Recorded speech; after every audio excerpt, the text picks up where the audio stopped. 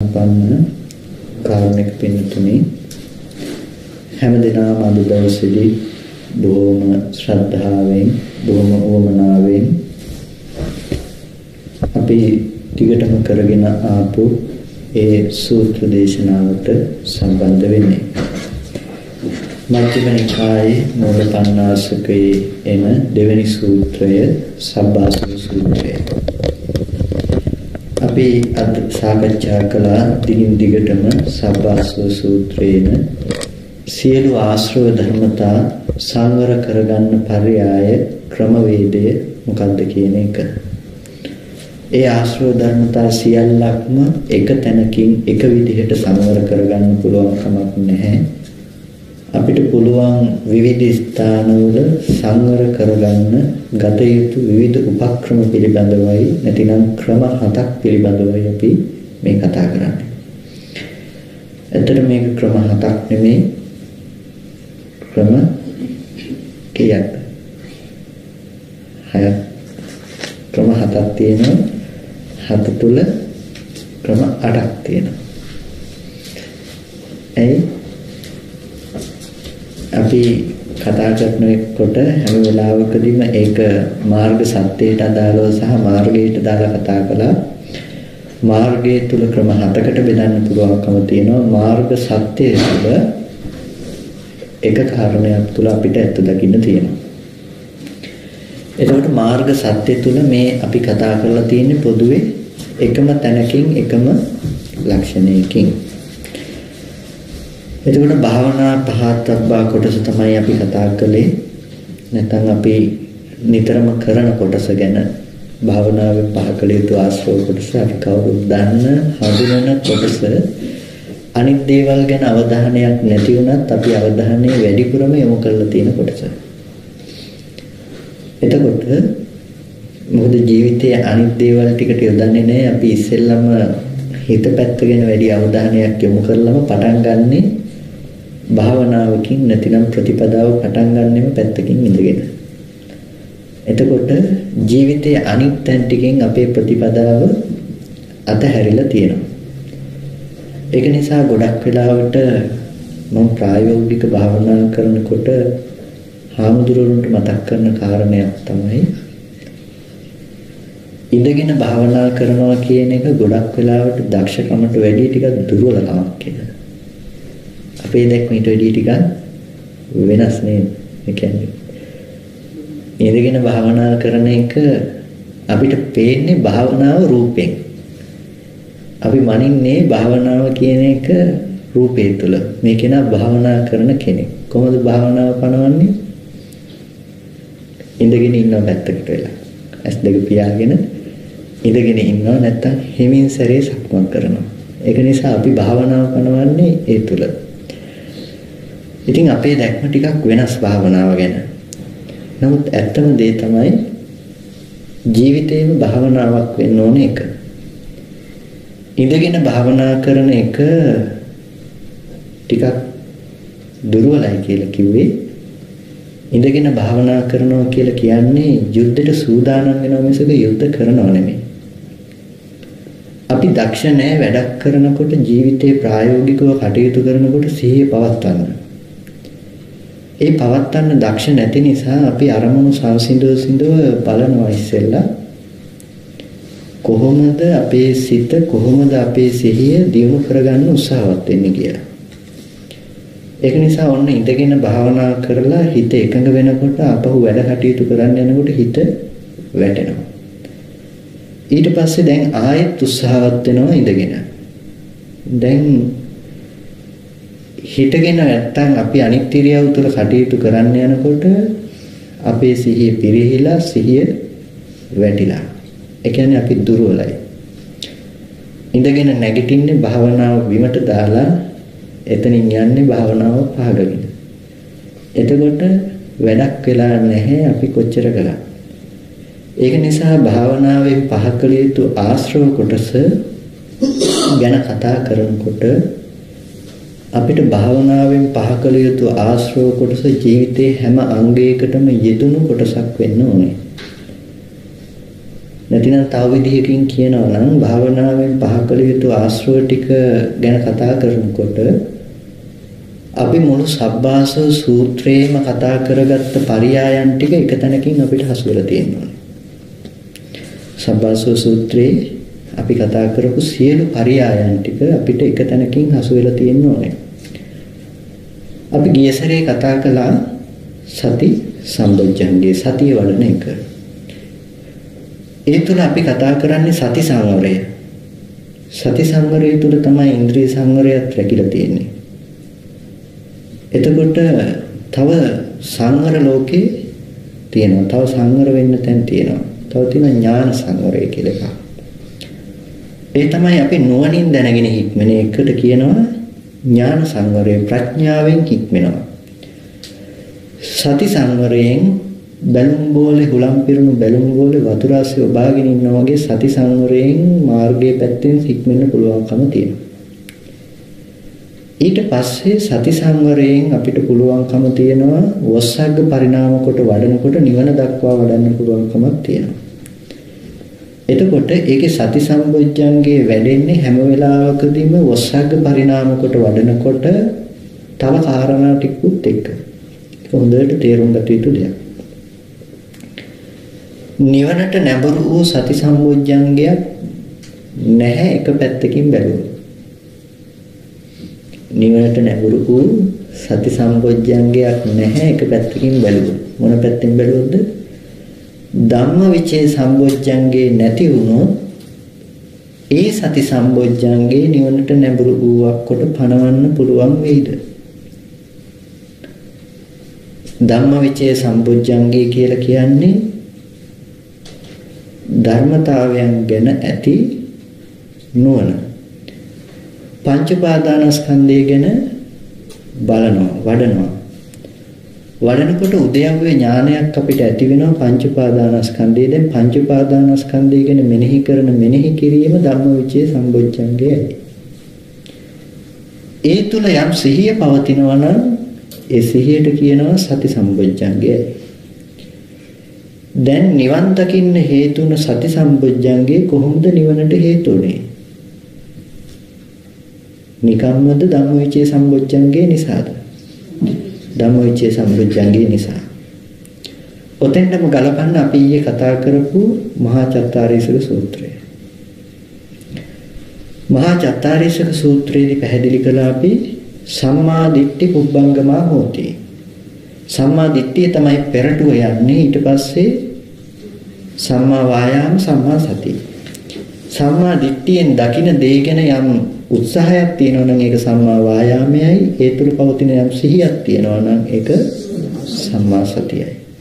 එතකොට දැන් මේ කරලා තියෙන්නේ මොකද්ද? අපි ධම්මවිචේ සම්බොජ්ජංගේ වඩලා තියෙනවා සම්මා දිට්ඨිය තුළ. දැන් සති සම්බොජ්ජංගේ වැඩුවට ප්‍රමාණවත් නැහැ. දැන් වඩන්න වෙනවා මොකද්ද? ධම්මවිචේ සම්බොජ්ජංගේ.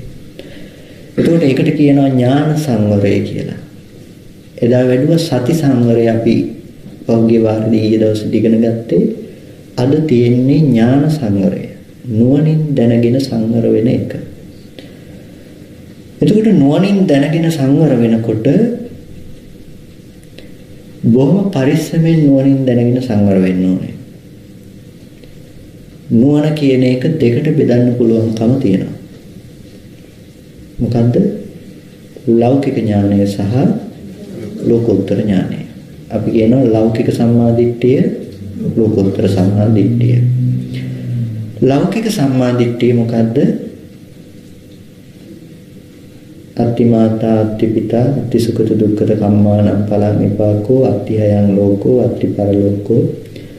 අම්මා තාත්තා ඉන්නවා, මෙලෝ පරලෝ තියෙනවා, කුසලයේ අකුසලයේ තියෙනවා, දුන් දේ විපාක තියෙනවා, ලෝකේ ධර්ම අවබෝධ කරගෙන ප්‍රකාශ කරන සමන බ්‍රාහ්මණයන් ඉන්නවා. මේ විදිහට කර්මයේ කර්මඵලය අදහන නුවණට කියනවා ලෞකික සම්මාදිට්ඨිය. ඒක තමයි ලෝකේ අපිට කුසල් කරන්න උදව් වෙන්නේ. හොඳ නරක තේරුම් ගන්න උදව් වෙන්නේ. යහපත අයහපත තේරුම් ගන්න උදව් වෙන්නේ. ඒ ඔක්කොම පුද්ගල භාවයේ මත හැබැයි. ඒ ලෞකික සම්මාදිට්ඨිය. ඒ ලෞකික සම්මා දිට්ඨිය අපිට වඩන්න පුළුවන්කම තියෙනවා කොයි තැන දක්වාද? සතර සතිපට්ඨානයේ දක්වා. සතර සතිපට්ඨානයේ දක්වා අපිට වඩන්න පුළුවන්කම තියෙනවා ලෞකික සම්මා දිට්ඨිය. එතකොට සතර සතිපට්ඨානයේ දක්වා ලෞකික සම්මා දිට්ඨිය වැඩෙනකොට දන් දෙන තැන ඉඳලා සිල් රකින්න තැන ඉඳලා මේ හැම දෙයක්ම මාර්ගයට අදාළ කොටස්. මාර්ගයත් එක්ක බැඳිලා තියෙනවා. ඒක නිසා දැන් අපිට තියෙන බැහැ දෘෂ්ටි මේවා පින්, මේවා කුසල, පින සසරටයි, කුසලයේ නිවනටයි. ඒක නිසා පින් කරන්න එපා, කුසල් කරන්න. ඒක නිසා ඒබඳු පැනවීමක් අපිට තියෙන්න බෑ. සබ්බපාපස් අකරණං කුසලස්ස සම්පදා කියලා පැනෙන්නේ. ඒක නිසා කුසලයේ මේකයි, පින මේකයි, පින නෙමේ වටින්නේ, කුසලයයි වටින්නේ කියන තැනකින් පනවන්න බෑ. ඇයි? කුසලයේ තියෙන්නේ පිහිටා සිටින්නේ පුද්ගල භාවයේ මත වෙන නිසා. ඒක නිසා හැම වෙලාවකදීම දැන් අද කරපු පාඩමෙන් තමයි කියන්න ටග්ගා දෙන්නේ.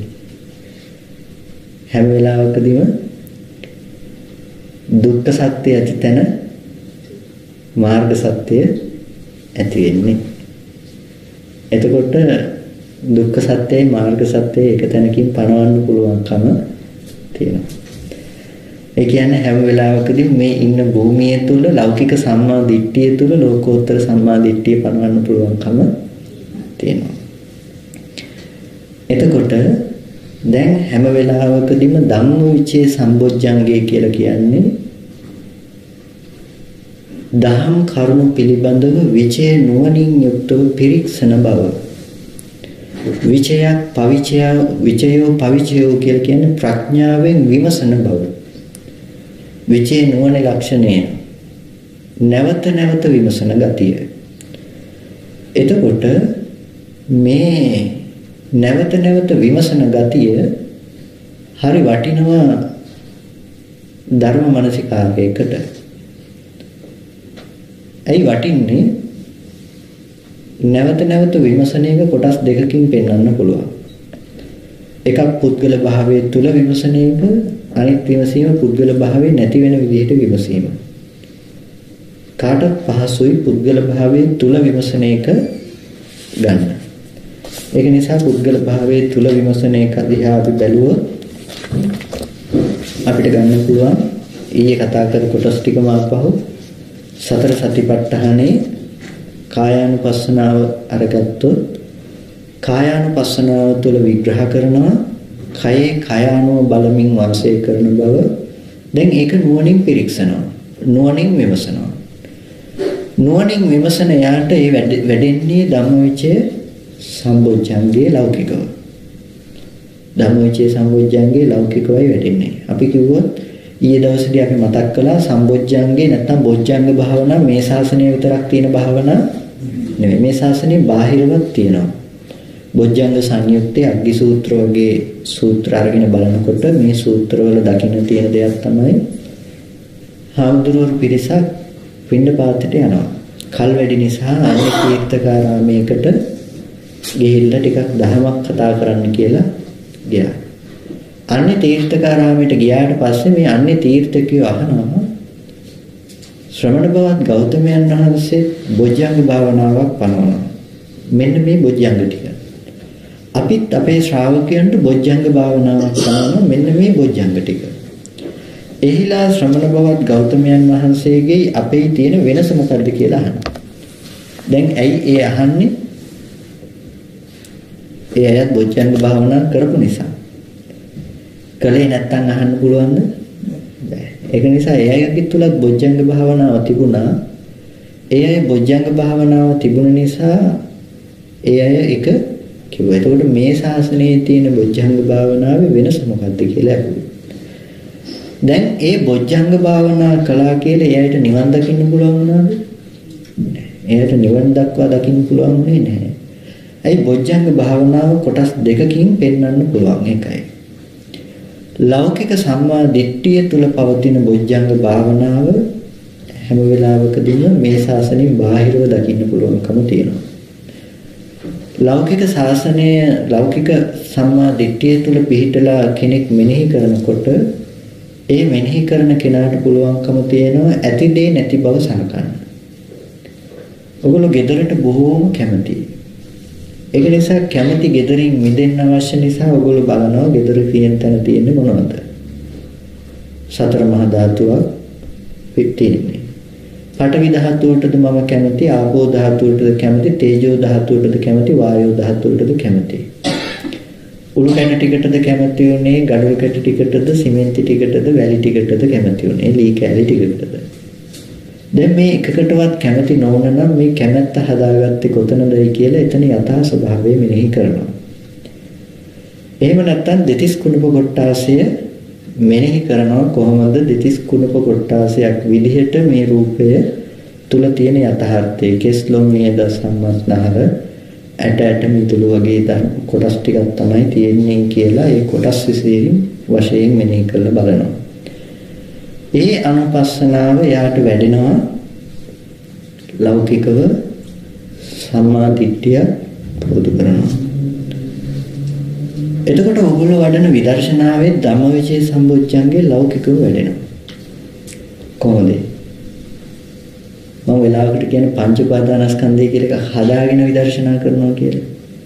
මේකයි රූපස්කන්ධේ ලක්ෂණය, මේකයි වේදනාස්කන්ධේ ලක්ෂණය, මේකයි සංඥාස්කන්ධේ ලක්ෂණය, මේකයි සංඛාරස්කන්ධේ ලක්ෂණය, මේකයි විඥානස්කන්ධේ ලක්ෂණය.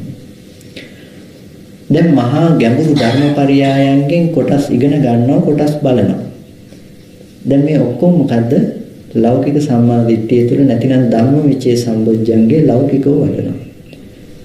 ඒ තමන්ගේ ජීවිතයෙන් නෙමෙයි හම්බෙලා තියෙන්නේ.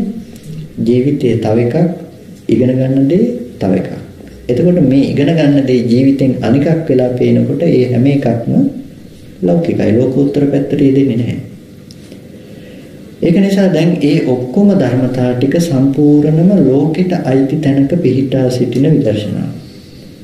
ඒක නිසා පංච උපාදානස්කන්ධය ගැන විදර්ශනා කරන්න ගියා ඒ විදර්ශනාවත් හැම වෙලාවකදීම පෙන්නනවා ওই ආකාරයකට.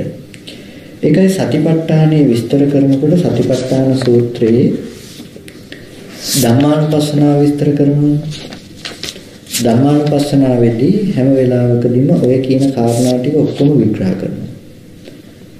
ධම්මානුපස්සනාව වඩනකොට ස්කන්ධ වශයෙන් පංච උපාදානස්කන්ධ වශයෙන් බලනවා කියලා. ඊට පස්සේ මේ විදිහට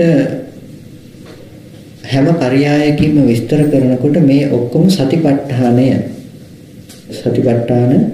භාවනාව වෙලා නැහැ.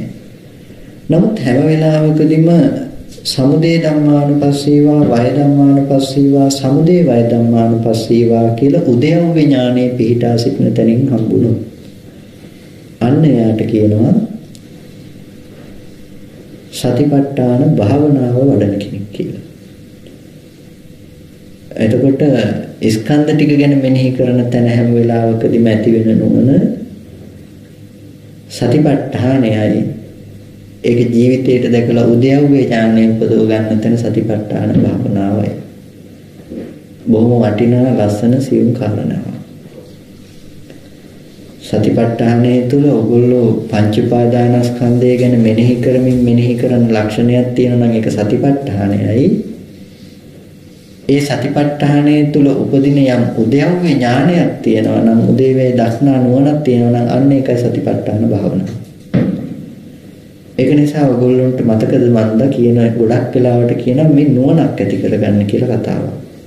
මේක නුවණක් වෙන්න ඕන ජීවිතයේ ඉදින නුවණක් වෙන්න ඕන කියලා දැනගන්න. ඒ නුවණ තමයි මේ කතා කරන්නේ උද්‍යව්‍ය ඥානය කියන තැනින්. ඒක එළඹ සිටි නුවණක් මිසක ආයාසයෙන් ස්කන්ධ වශයෙන් මෙනෙහි කරලා ආයතන වශයෙන් මෙනෙහි කරලා ගන්න නුවණ නෙමෙයි. නිරෝධයට හිත තියෙන නුවණ. නිරෝධයට හිත තියෙන කෙනාට තමයි හැම වෙලාවකදීම නිරෝධයට හිත තියෙමිනුයි මාර්ගය වඩන්න වෙන්නේ. ඒක නිසා නිරෝධ සත්‍ය ඉස්සෙල්ලා පෙන්නලා මාර්ග සත්‍ය පස්සේ පෙන්වනවා. නැත්නම් මාර්ග සත්‍ය පෙන්වලා එපැයි ඊට පස්සේ නිරෝධ සත්‍ය පෙන්වන්න. ඒක නිසා මොකද අපි ලොකු පාඩමක් කළා චතුරාර්ය සත්‍ය ගැන, දුක්ඛ සත්‍යයයි සමුදය සත්‍යයයි ගැන. සහ චතුරාර්ය සත්‍ය ධර්මයෙන් ගැන දුක්ඛ සත්‍යයයි මුලට පෙන්වන්නේ, සමුදය සත්‍යයයි දෙකට පෙන්වන්නේ. අපි හිතාගෙන ඉන්නවා සමුදය නිසා දුක හට ගන්නවා කියලා. ඇත්තටම දුක ඇති තැනට සමුදය කරනවා. ඒකයි ප්‍රශ්නේ තියෙන්නේ කියන එක අපි විස්තර කළා. ඒක නිසා ආවේ නැති නිසා ඒවා ඔයලා දැනගන්න වෙනවා. දැන් ඒ පාඩම නෙමෙයි. එතකොට හැම වෙලාවකදීම ආයතන ධර්මතා ටික ගැන විමසනකොට අර කියපු කාරණාවට සිහිය තියාගන්න වෙනවා දැන්. මතකද ඒ කියපු ටික? පංච උපාදානස්කන්ධය හරි ආයතන ටික හරි මේ ආයතනේ ලක්ෂණය මේකයි, මේ ආයතනේ ලක්ෂණය මේකයි කිය හිතන කම තියනවා නම් මේ හිතන කම ධම්මවිචේ සම්බොජ්ජංගේ ලෞකිකව වඩන පැත්ත. ඒ වගේම ධම්මවිචේ සම්බොජ්ජංගේ ලෝකෝත්තරව වඩනවා කියනවා. එතන හට ගන්න උද්‍යව්‍ය ඥානයක් තියෙනවා නම් ඒ ඥානය අපි කිව්වොත් අපි පුරුදු විදිහටම පාඩම පැත්තෙම බැලුවොත් එහෙම අපි කියනවා රූපේ පිරිසිදු දකින්න තැන ගැන.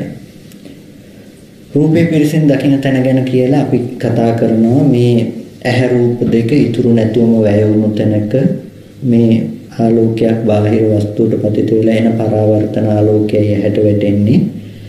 ඇහැට වැටෙනකොට ආලෝකික කෝප්ප තිබුණද?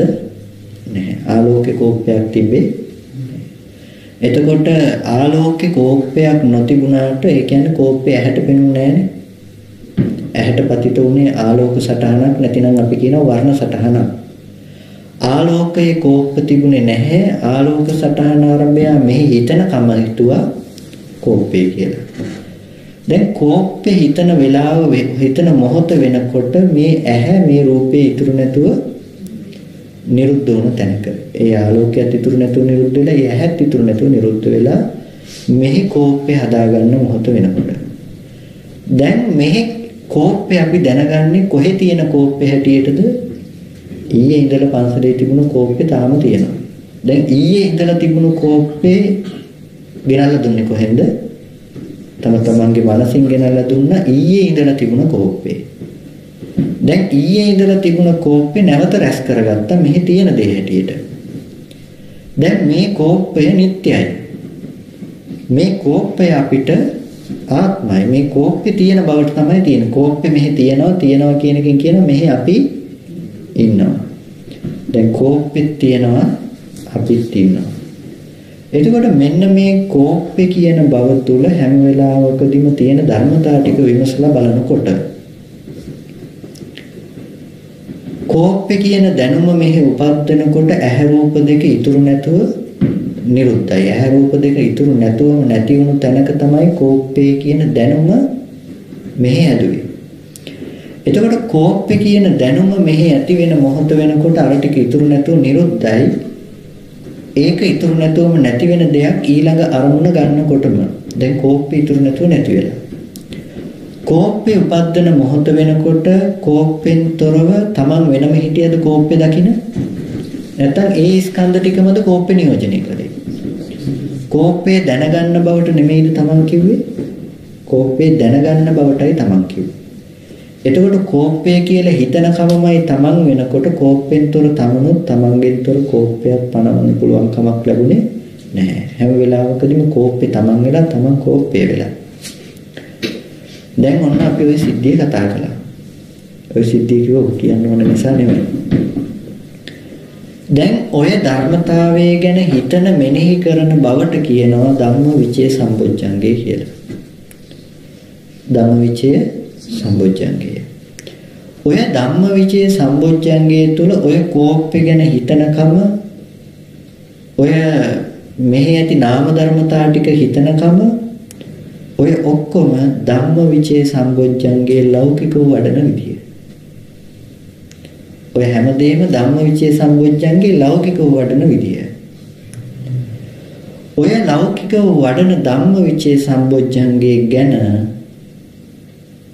යම් කෙනෙක් ඔය ධර්මතා ටික තුල උපද්ද ගන්නවා නම් නුවණ අනාත්ම ලක්ෂණය සාක්ෂාත් කරන බවක් තියෙනවා නම් නිරෝධේ සාක්ෂාත් කරන බවක් තියෙනවා නම් අන්නේ නිරෝධේ සාක්ෂාත් කරන බව අන්න ඒක තමයි මාර්ග සත්‍යයට අදාළ කොටස වෙන්නේ.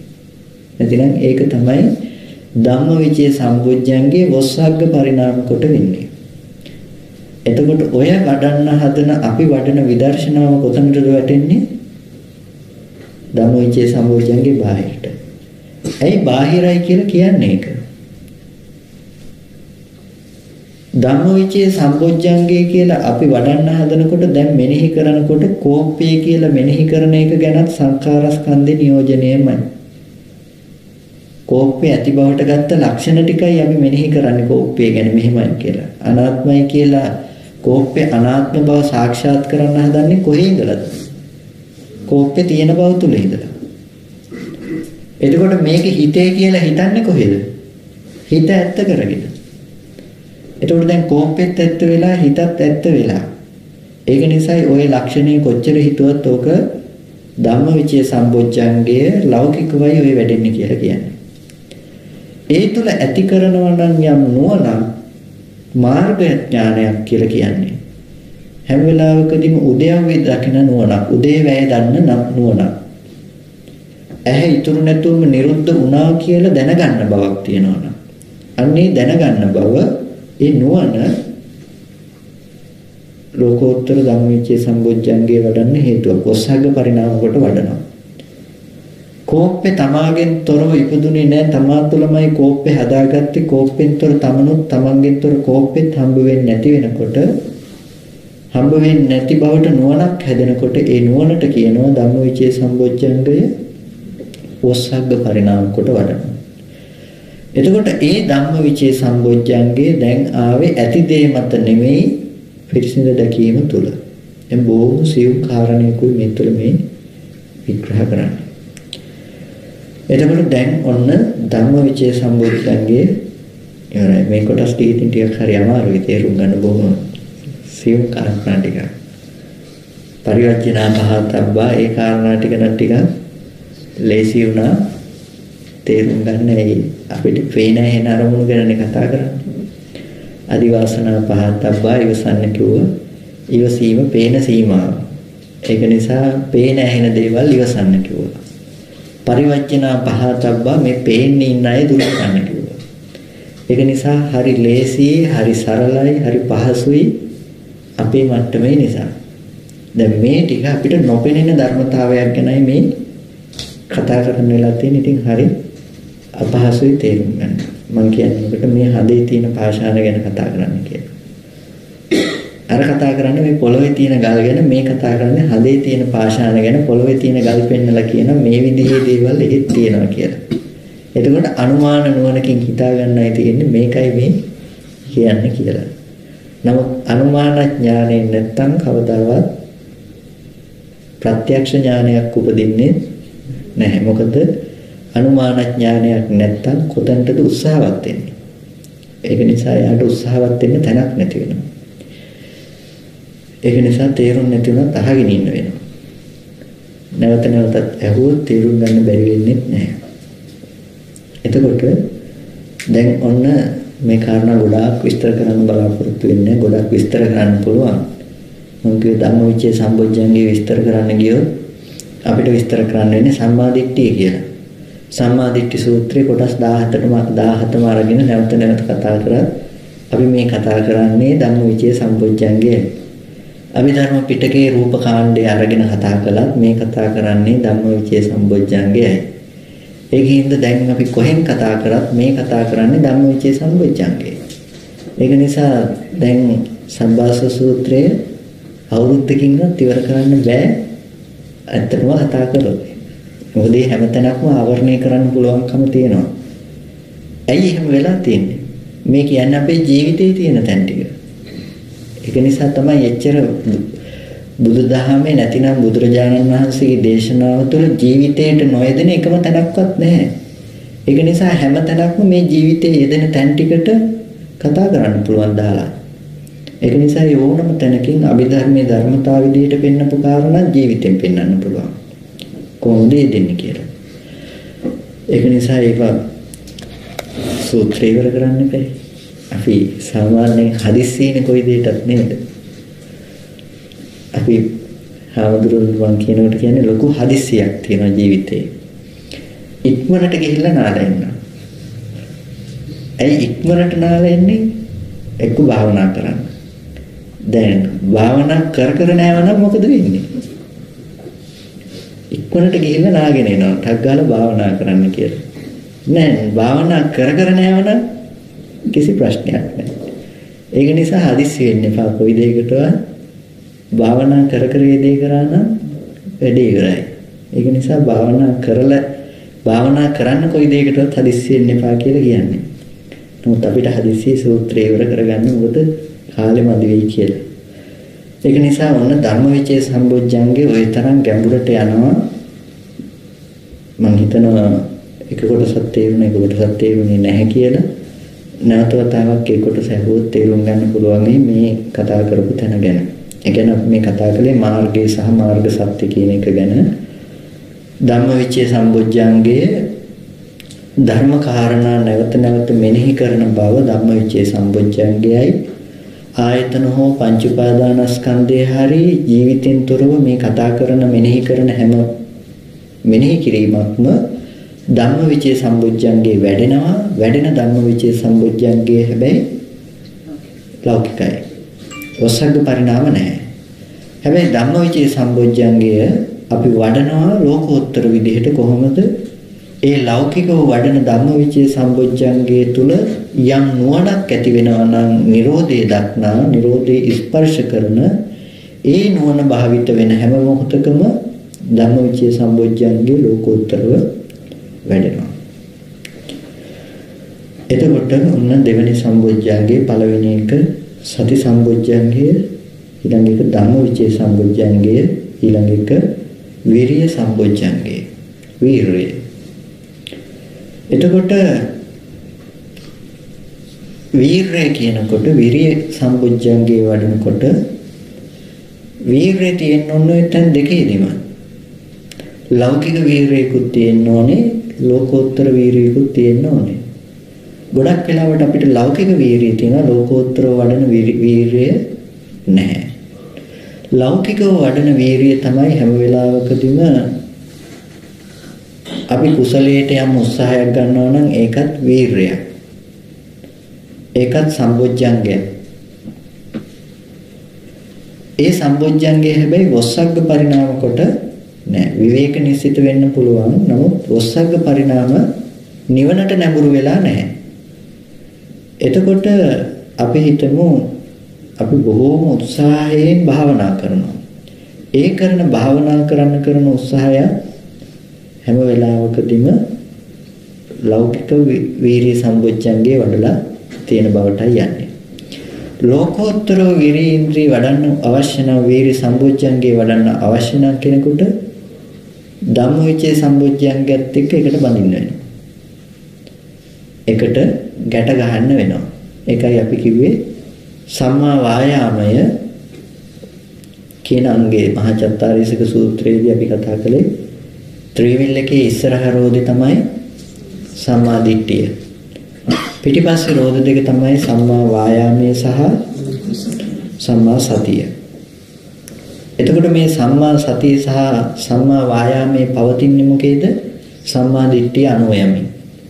ත්‍රිවිල් එකේ හැන්ඩල් කරන්නේ ඉස්සරහ රෝදේ. ඒක කැපුණොත් පැත්තට ඒ පැත්තට යනවා පිටිපස්සේ රෝද දෙක. එතකොට හැම වෙලාවකදීම දිට්ඨිය තියෙන්නේ මොන පැත්තටද? වායාමයේ සහ සතිය ඒ පැත්තට යනවා. අපේ ජීවිතය තුලත් වැඩි වෙනසක් නැහැ. අපිට තියෙන වායාම සති දෙක. අපේ වායාම සති දෙක දිට්ඨිය අනුව දුවනවා. අපේ වායාමයේ සතිය යෙදුනොත් මුදල් හම්බ කරගත්තේ නැත්නම් දුකයි. මුදල් හම්බ කරගත්තොත් තමයි සැප තියෙන්නේ. ඔන්න දිට්ඨිය ආවා. දර්ශනය ආව මුදල් තුල සැප තියෙන්නේ එළියේ තියෙන සැප දැන් හොයා ගන්න ඕනේ. දැන් හොයා ගන්න වායාම සහ සතිය දෙක. දැන් යොදනවා. දැන් වායාම සහ සතිය යොදන්නේ හැම වෙලාවෙම ඉස්සරහ රෝදේ යන පැත්තට යොදනවා. ඒක නිසා ඒ දැක්ම අනුව තමන් උත්සාහවත් වෙනවා, ක්‍රියාත්මක වෙනවා. එච්චර දුර යන්න ඕනේ නැහැ. ගෙදර යන ටිකටත් ඒක තමයි. මෙන්න මෙහෙමයි ගෙදරට යන්නේ, මේකයි ගෙදර කියලා දැක්ම තියෙනවා. දැක්මට අනුව උත්සාහය තියෙනවා, සිහිය තියෙනවා. උත්සාහය තිබිලා සිහිය නැති වුණොත් වෙන පාරකට හරවනවා. උත්සාහය තිබිලා සිහිය නැති වුණොත් එහෙම ටක් ගාලා වෙන පාරකට හරවනවා. ආයෙ සිහිය උපදව ගත්තාම පාර වැරදුනා කියලා ආයෙත් දා ගන්නවා පාරට. උත්සාහය නැති වුණොත් මග නතර වෙන්න වෙනවා. ඒක නිසා උත්සාහයෙන් යනවා, සිහියෙන් නිවැරදි කරනවා, දර්ශනයෙන් එක්කගෙන යනවා. ඕක තමයි අපේ ජීවිතේ සාමාන්‍ය සිද්ධිය. ලෝකෝත්තර දර්ශනයටත් පෙන්වන්නේ ඕකම තමයි. දිට්ඨිය හදාගත්තොත් වායාමයේ සහ සතිය ඒ දෙක කරන්නේ කරකන එක. අරගෙන යන එක තියෙන්නේ ඉස්සරහ රෝදේ. ඒක නිසා වායාමයේ සහ සතිය තල්ලු කරනවා ඉස්සරහ රෝදේ යන ඕනම තැනකට. ඒක නිසා දිට්ඨිය හදාගත්ත දිට්ඨිය හැදුවා දර්ශනයෙන් පහකල යුතු ආශ්‍රව කොටස ඉස්සෙල්ලා හැදුවා. හැදුවට පස්සේ දැන් එයාගේ දර්ශනීය නිවැරදි දර්ශනීය නිවැරදි නිසා එයාව තල්ලු කරනවා. එයාගේ වායාමයේ තියෙනවා සතිය තියෙනවා නිවන පැත්තට. දැන් එයා නිවන පැත්තට අරගෙන යනවා. නිවන පැත්තට අරගෙන යනකොට නිවන පැත්තට අරගෙන යන ඒ කාරණාව තුළ අපිට පණවන්න පුළුවන් ඒ වායාමය නැතිනම් ඒ වීරය ලෞකිකව සහ ලෝකෝත්තර කියලා දෙවිදිහකට. හාමුදුරු කෙනෙක්ගේ පැත්තෙන් බැලුවොත් භික්ෂුන් වහන්සේ නමක් ලොකු වීරයක් ලොකු උත්සාහයක් ගන්නවා දුක අවබෝධ කරගන්න තැනකට. යම් සීලයක් රකින්නවා නම් සීල සංවරයක් තියෙනවා නම් ඒ සීල සංවරය. යම් කාන්ති සංවරයක් තියෙනවා නම් ඒ කාන්ති සංවරය ඉවසීම තුල අපි විනෝදණයෙන් පහකල යුතු ආශ්‍රව පුරුෂයන් ඉවසීමෙන් පහකලේ අදිවාසණයෙන් පහකල යුතු ආශ්‍රව පුරුෂ කතා කරේ කාන්ති සංවරය ඉවසීම. එතකොට මේ ඉවසීම තුළ තෙලස් දුතාංග තියෙනවා දුතාංග ධර්ම වඩනවා. ඊට පස්සේ ඒ දුතාංග කියන එක සිල්පදත් නෙමෙයි ශික්ෂා පදත් නෙමෙයි නමුත් ඒව රකින්න. අපි කිව්වොත් නේසජ්ජිකාංගය කියලා නේසජ්ජිකාංගයේ සමාදන් වුණ භික්ෂුන් වහන්සේගේ ලක්ෂණය තමයි කොන්ද හේතු කරන්නේ නැහැ කොහෙටවත්. කොන්ද හේතු කරන්නේ නැහැ. ඒ තරම් වීරියක් ගන්නවා. එතකොට ඒ තුල වැඩෙන්නේ මොකද්ද? වීරිය ඉන්ද්‍රිය. දැන් එතකොට ඒකේ තියෙන ලක්ෂණය මොකද්ද? කාට හරි කිව්වොත් හැබැයි කැඩෙනවා. දුතාංගේ කැඩෙනවා. මම මේ විදිහේ දුතාංග දරයි කියලා කිව්වොත් දුතාංගේ කැඩෙනවා. ඒක නිසා කාටවත් කියන්නත් බෑ. දවසක් හාමුදුරු දෙන්නෙක් හොඳ කතාවක් තියෙනවා. හාමුදුරු දෙන්නේ එක හාමුදුරු කෙනෙක් බොහොම දුතාංගධාරී අනිත් නේසජ්ජිකාංගේ සමාදන් වෙලා හිටියේ අනිත් හාමුදුරු සමාදන් වෙලා හිටියේ නැහැ. ඔහොම ඉන්නකොට දවසක් එක කුටියේ වැඩ හිටියා කතා කර කර ඉඳගෙන කතා කර කර ඉනකොට මහා හයියෙන් අකුණක් ඇහුවා. අර දුතාංගධාරී නෝන හාමුදුරුවෝ ටග්ගාලා බිම ඇලවුණා විදුලි කොටනකොට ඒ වෙලාවේ. දුතාංගධාරී හාමුදුරුවෝ දුතාංගයේ බින්දන නිසා කෙලින් හිටියා. ඊට පස්සේ දැන් අර හාමුදුරුවෝ අහනවා ඇවත්නි කිම නේසජ්ජිකාංගද කියලා අහනවා. ඇවත්නි ඇයි නේසජ්ජිකාංගයේ සමාදන් වෙලාද කියලා. අවුරුදු 15 දුර එක දිගට නේසජ්ජිකාංගයේ සමාදන් වෙලා ඉන්නේ. ඊට පස්සේ ටග්ගාලා බිම නිදා ගන්නවා. ඇලවෙනවා. ඇලවිලා කියනවා නෑ කියලා. ඇයි දැන් ඒ වෙලාවේ නෑනේ. නේසජ්ජිකාංගයේ කැඩිලි ඉවරයි බිම නිදාගත්ත සැනින්ම. කිව්වත් කැඩෙනවා නොකිව්වත් කැඩෙනවා දැන් ඉතින් ඇහුවනේ. දැන් උත්තර නොදී ඉන්නත් බෑ. ඒක නිසා ටක් ගාලා බිම නිදාගත්තා. මොකද අල්පේච්ච භාවයේ නැවත මම නේසජ්ජිකයි කියලා එතකොට අරය දැනගත්තොත් අනිත් ඔක්කොටම කියනවා මම නේසජ්ජිකයි කියලා. ඒක නිසා ඉස්සරහට ඒක බාධාවක් වෙන්න පුළුවන්. ඒක නිසා ඉක්මනට බිම නිදාගත්තා. නිදාගෙන කිව්වා නෑ කියලා. දැන් නේසජ්ජික නෑ නේ වෙලාවේ. එතකොට අන්න ඒ වගේ දැන් දුතාංගාතිය සමාදන් වෙනවා. ඉතින් දුතාංග තියෙනවා 13ක් තෙලස් දුතාංග. දැන් ওই දුතාංග සමාදන් වෙලා යම් ගුණයක් වඩනවා නම් යම් වීරියක් වඩනවා නම් මේ අල්පේච්ඡතාවය සඳහා වඩන්නේ. අල්පේච්ඡතාවයේ තුල මේ වඩන්නේ වීරිය ඉන්ද්‍රිය වඩා ගන්න අවශ්‍ය නිසා මේ සිද්ධ කරන්නේ.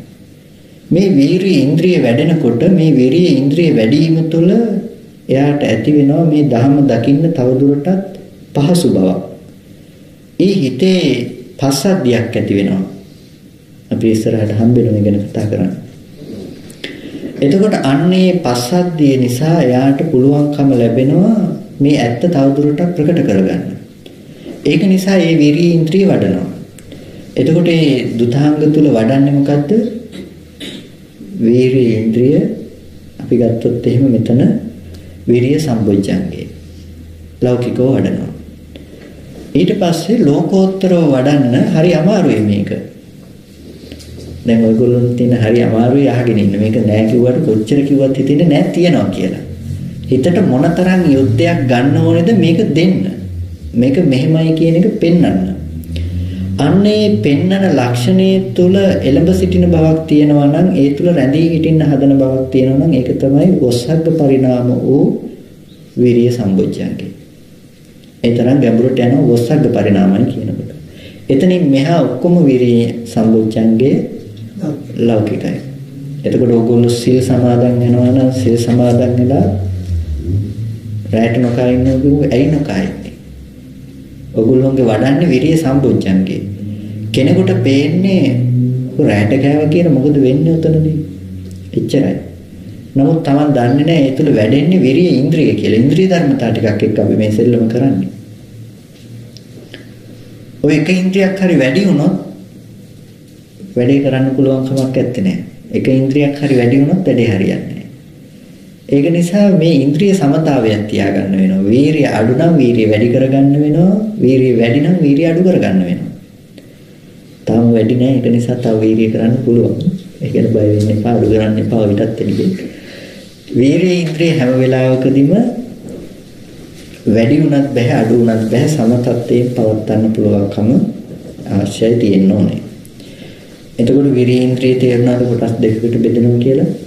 අර විදිහේ ලෞකික සීලයේ තුල ඔයගොල්ලෝගේ වීරියක් තියෙනවා නම් මෙච්චර ගෙදෙට්ට වෙලා හොඳට ඉන්න පුළුවන්කම තියෙනකොට මෙතෙන්ට ඇවිල්ලා නිදි මරාගෙන හරි මේ ඇස් දෙක බොහොම අමාරුවෙන් අරගෙන හරි ඈනුම් ඇරහැර හරි මෙතන බණ අහන්නේ නැයි මේක කොහොම හරි තේරුම් ගන්න ඕනේ කියලා. ඒක තමයි වීරිය සම්බොජ්ජංගේ. ඔය විරිය ඉන්ද්‍රිය ඔය විදිහට වඩන්න නැත්නම් හිතන්න එපා නිවන් දකින්න පුළුවන් වෙයි කියලා. ගෙදෙට්ට වෙලා පුළුවන්කම තියෙනකොටත් ඇයි මේ එන්නේ? ඒක තමයි වීරිය. ඒක තමයි විරිය ඉන්ද්‍රිය. එතකොට ඒ වැඩෙන්නේ තුල වීරිය ධර්මයේ වෙනුවෙන් ඒ අතහැරීම ධර්මයේ වෙනුවෙන් ඒ කැපකිරීම කරනවා. ඒ ඇත්ත දකින්න ඒ තරම් උත්සාහවත් වෙනවා. එතකොට ඒ විරිය ඉන්ද්‍රිය තුල වැඩෙන්නේ. ඒක නිසා ඒ විරිය ඉන්ද්‍රිය වඩන එක තමයි මේ බණ අහන්නේ එක තුලත් වෙන්නේ. ඒකයි මේ තුලත් භාවනාවයි කියලා කියන්නේ. මේ බණ අහන්නාම ඕගොල්ලන්ට දැන් භාවනාව පේන්න ඕනේ. මේ භාවනාව පහතක් බලන්න. දැන් බණ අහන්නේ එන එක තුල ඕගොල්ලන්ට ඉස්සෙල්ලාම අපි කතා කරා නම් මෙතන දැන් සිහියෙන් බණ ඇහුවේ නැත්තම් මොකද වෙන්නේ? තේරෙන්නේ නැහැ. සිහිය නැති වුණොත් මොකද වෙන්නේ? නිින්ද යනවා. නිින්ද ගියොත් පේනවා. පේනොත් ලැජ්ජයි. ඒක නිසා සිහිය පිහිටව ගන්න වෙනවා. ඒක නිසා නිින්ද යන්නේ නැති වෙන දැන් සිහිය පිහිටවනවා. ඊට පස්සේ දැන් ඕගොල්ලන්ට මේ කියන කාරණා ටික තේරුම් ගන්න වෙනවා. කාරණාත් එක්ක හිත මෙහෙවන්න වෙනවා. ඇයි මෙහෙවන්නේ? ඒක තමයි ධම්මවිචේ සම්බොච්චංගේ. එතකොට දැන් මේ මෙහෙවන කාරණයක් එක්ක මේකත් එක්ක හිත අරගෙන යන්න වීරයක් තියෙන්න ඕනේ. වීරය නැති වුණොත් ඕගොල්ලන්ට තේරෙලා ඇති සමහර වෙලාවට දේශනාව ගැඹුරු වෙන්න මොකද වෙන්නේ? අද නම් බෑ කියන මගෙන් අතහැරලා දැම්මා. මේක තේරෙන්නේ නැහැ. මගෙන් ඒ කොටස අතහැරලා දැම්මා. ඇයි විරිය ඉන්ද්‍රිය එතනින් ඉවරයි. එතකොට විරිය ඉන්ද්‍රිය ඉවරුනාට පස්සේ එතනින් එහාට වැඩක් නැති වෙනවා. ඒක නිසා දැන් මේ භාවනාවෙන් පහ කළ යුතු ආශ්‍රව පහ කරන්න කියලා කියන්නේ මේ විරිය ඉන්ද්‍රිය උපද්ද වඩනවා. නැති වුණොත් එහෙම අද ඇවිල්ලා අද තේරුනේ නැහැ ඊළඟ දවසේ එන්නේ නැහැ. ඔතෙන් ගිහිල්ලා වැඩක් නැහැ තේරෙන්නේ නැහැ. ඒක නිසා විරිය ඉන්ද්‍රිය තමයි මේ වැඩෙන්නේ මේ භාවනාව. ඒකයි ජීවිතයේ හැම වෙලාවකදීම භාවනාව දකින්න කියලා කියන්නේ. හැම කාරණාවක් තුළම ලෝකෝත්තර පැත්තට හිත නමලා කරන හැම දෙයක් තුළම ජීවිතේ භාවනාව දකින්න. එතකොට මේ භාවනාව තුළයි හැම වෙලාවකදීම ඔගොල්ලෝ රැඳෙන්නේ. ඒක නිසා මේ බණ අහන්න එනවා කියන එක බණ අහලා ඉක්මනට යන්න එපා භාවනා කරන්න කියලා. මේ තමයි භාවනාව. යනකොට මේ සිහියෙන් යන්නේ යනකොට මේ මානසිකාරයෙන් යන්නේ ඒක තමයි භාවනාව. අය ගිහිල්ලත් මේ මානසිකාරයෙන් ඉන්නේ ඒක තමයි මේ භාවනාව. එතකොට දැන් ඔයගොල්ලෝ බණ අහන වෙලාවෙත් භාවනා කරලා යනකොටත් භාවනා කරලා ගිහිල්ලත් භාවනා කරලා මිසක ඉක්මනට ගිහිල්ලා භාවනා කරලා නෙමෙයි. ඒක නිසා ලෝකෙ දේවල් ගොඩාක් හිත ගිහිල්ලා ඉක්මනට යනවා භාවනා කරන්න කියලා. ඒක නිසා අන්නේ ඔය මට්ටම් අපිට බොහොම සුළු කාරණා. නමුත් ඔය සුළු දේවල් මත තමයි අපේ ආශ්‍රව ධර්මතා ක්ෂය වෙන්නේ. ඒකයි මම කිව්වේ නුග ගහ කියන එක පෙරලන එක ලේසි නෑ. නුගත් ගහ තනි මුලක් තියෙන ගහක් වගේ නෙමෙයි. හැම පැත්තෙම අල්ලලා තියෙන්නේ. අතු යන්නේ යම් දිශාවකට ඒ දිශාවෙන් දානවා මුලක් බිමට. ලේසියෙන් කඩන් වැටෙන්නේ ලේසියෙන් ගැලවෙන්නේ. ඇයි හැම මුලකින්ම අල්ලගෙන බදලා අල්ලගෙන තියෙනවා. දැන් ඒක නිසා අපේ ජීවිතේත් ඔය හැම තැනකින්ම බදලා අල්ලගෙන තියෙන්නේ. මෙතන බණ අහලා ටිකක් තේරෙනවා තේරුම් ගන්න දේ යනකම් මෙනෙහි කරන්නේ ගිහිල්ලා හිතලා බලනවා මොනවද කිව්වේ කියලා. දැන් ගියාට පස්සේ කොහොමවත් තේරෙන්නේ නැහැ. බණ අහන වෙලාවෙත් ටිකයි තේරෙන්නේ ගියාට පස්සේ කොහොමවත් තේරෙන්නේ නැහැ. ඇයි අර යනකම් ආශ්‍රව ධර්මතා වැඩිලා ආශ්‍රව ධර්මතා වර්ධනය වෙලා ඒ වෙලාවේදී තේරෙන ඇත්තටම තේන්නේ නැහැ කිව්වට මේ නෑ වගේ තමයි එහෙනම් කියලා ඒ වෙලාවේ තේරුණා. මේ හිතන්නේ දැනගන්න අපේ මනසමයි කියලා ඒ වෙලාවේ ටිකක් තේරුණා. ගෙදර ගිහිල්ලා බැලුවට උනට තියෙන දේනේ දැනගන්නේ අප්පා කියලා අපහු හිතගෙනල්ලා දෙනවා. ඇයි ඒ මානසිකාරයේ දිගට පැවැත්ුනේ නැහැ. ඒක තමයි ජීවිතයේ ඇත්තටම යෙදෙන ගතිය. ඒක නිසා ඒක තමයි ජීවිතේ භාවනාවෙන් පලා යෑමක් තියෙන්නේ කියලා. අපේ ජීවිතේ එකක් වෙලා භාවනාව තව එකක් වෙලා. එතකන් නිවන් දකින්න නම් හම්බෙන්නේ නැහැ. ඒක නිසා ජීවිතේ සහ භාවනාව එක තැනට යෙදෙන්න වෙනවා. ජීවිතේ භාවනාව වෙලා භාවනාව ජීවිතේ වුණොත් ප්‍රශ්නයක් වෙන්නේ නැහැ. ඔගොල්ලන්ගේ හිතේ ලෞකික ජීවිතේ කොහොමද එහෙම කරන්න කියලා මෙච්චර වැඩ කටයුතු තියෙනකොට කොහොමද මේ gedara dure වැඩ කටයුතු කරන කියන වැඩ කටයුතුත් එක කොහොමද ඒදී කරන්න කියලා. ඒක කරන්න පුළුවන් වෙන තමයි මේ භාවනාව කොටස් දෙකකට බෙද මේ පෙන්වන්නේ. මාර්ගය පෙන්වනවා මාර්ග සත්‍ය පෙන්වනවා. සතිය විස්තර කරනකොට ලෞකික සතියක් තියෙනවා ලෝකෝත්තර සතියක් තියෙනවා. ඒක නිසා ඔයගොල්ලන්ට කරන වැඩේ ගැන සිහිය උපද්දගෙන කරන්න බැරි කමක් නැහැ. නොයෙක් දේවල් ගැන හිත වැඩේ කරන්න පුළුවන් නම් එතකොට ඇයි ඉරියව් පැවැත්ම ගැන සිහියෙන් කරන්න බැරි? ගොඩක් වෙලාවට ලෞකික ජීවිතයේ තුල මනෝවිද්‍යාත්මකව ඔයගොල්ලෝ උත්සාහවත් වෙන්නේ වැඩේ කරන්න. අපි ගත්තොත් උසස් පෙළ ලියන ළමයෙන් මුළු සිලබස් එකම අරගෙන සිලබස් එක පාඩම් කරන්න උත්සාහවත් වෙන්නේ. ඇත්තටම ඒ ළමයා පාඩම් කළ යුතු වෙන්නේ එදාට નિયમિત ඒ කොටස විතරක් නෙමෙයිද? එදාට નિયમિત ඒ කොටසක් විතරක් පාඩම් කළ යුතු ළමයා උස්සන් නැද්ද විභාගෙම බර? මට මෙච්චර පොත් ගාණක් තියෙනවා පාඩම් කරන්න. මේ ඔක්කොම පාඩම් කරන්න මුළු විභාගෙම බර තියෙන සමහරට එක දවසකට තියෙන්නේ සාමාන්‍ය ප්‍රමාණයක් කරන්න පුළුවන් ප්‍රමාණයක්. කරන්න බැරි ටිකක බර උස්සන බුදුරජාණන්සේ ඔකට කියන අනාගතම් බහරං වහති. නොපෙමිනියා වූ බර ඔසවන ජීවිතේ තාම යෙදිලා නැහැ නොපෙමිනි බර උස්සනවා. ඉස්සරහට කරන්න ඉන්න ටිකෙත් බර දැන් ඉඳන් උස්සනවා. එයා දැක්කොත් යම් දවසක අද ටික අද ඉවර කරන්න ඕනේ කියලා. එයාට බොහොම ටිකයි හම්බෙන්නේ. දැන් කරන්න ඕනේ දේ දැන් ඉවර කරනවා. එතකොට එයාට ලොකු දෙයක් නැහැ. ඔයගොල්ලෝගේ ජීවිතේ කරන්න වැඩ 1000ක් විතර තියෙනවා. දැන් 1000ෙම බර උස්සනවා. එතකොට ජීවිතේ ගොඩක් සංකීර්ණයි.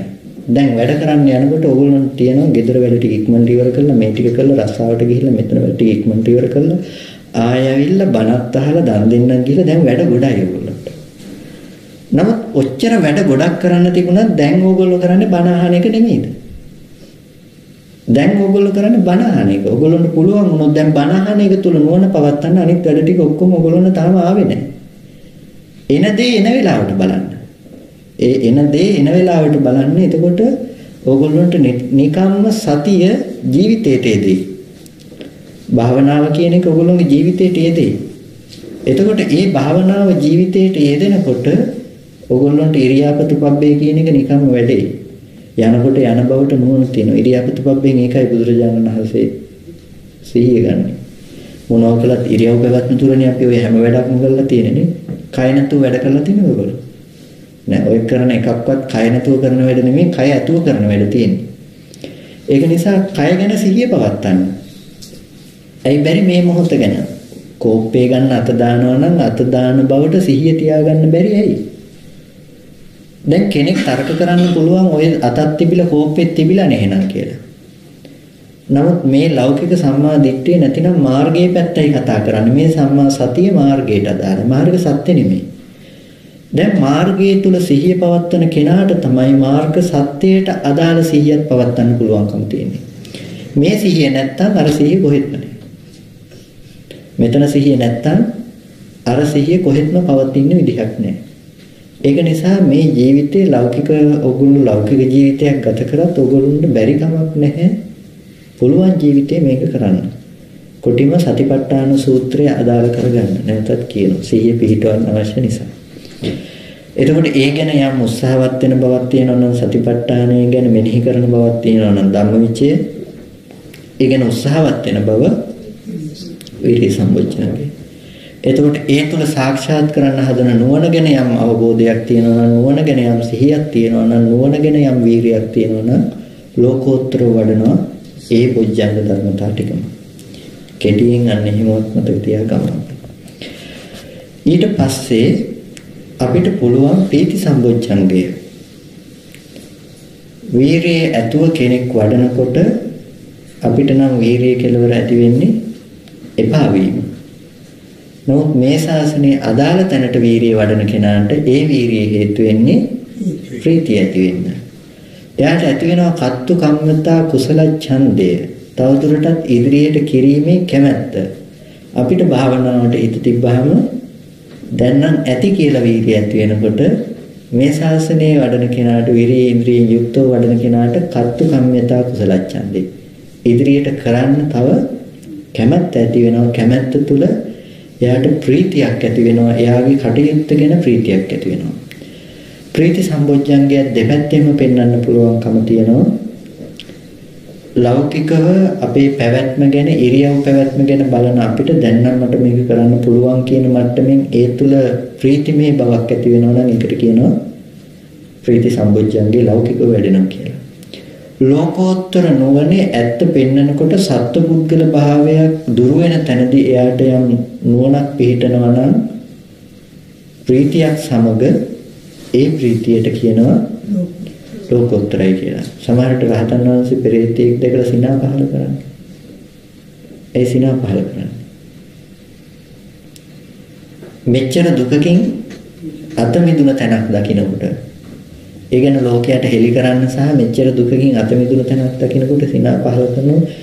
මේ වගේ දුකටපත් වෙන ස්කන්ධ ටිකකින් නේද මිදුනේ කියලා තමන්ගේ විමුක්තිය ගැනම සිනා පහල කරනවා. එකක් ලෝකයට ඒක හෙළි කරන්නේ නැති ඉඩ ප්‍රස්තාව නිසා. ඊට පස්සේ දැන් ඔන්න ඔය විදිහට ප්‍රීති සම්බොජ්ජංගේ පුළුවන් තව දුරටත් වඩන්න. ඊට පස්සේ පස්සද්ධි සම්බොජ්ජංගේ. පස්සද්ධිය කියලා කියනවා සංසිඳුණු බව. ප්‍රසාදය. ප්‍රීති මනස්ස කායං පස්සම්බති. ප්‍රීතිය ඇති වුණු කෙනාගේ කය සංසිඳෙනවා. සංසිඳනකම දකින්න හැම වෙලාවකදීම උදාහරණයක් කිව්ව අපි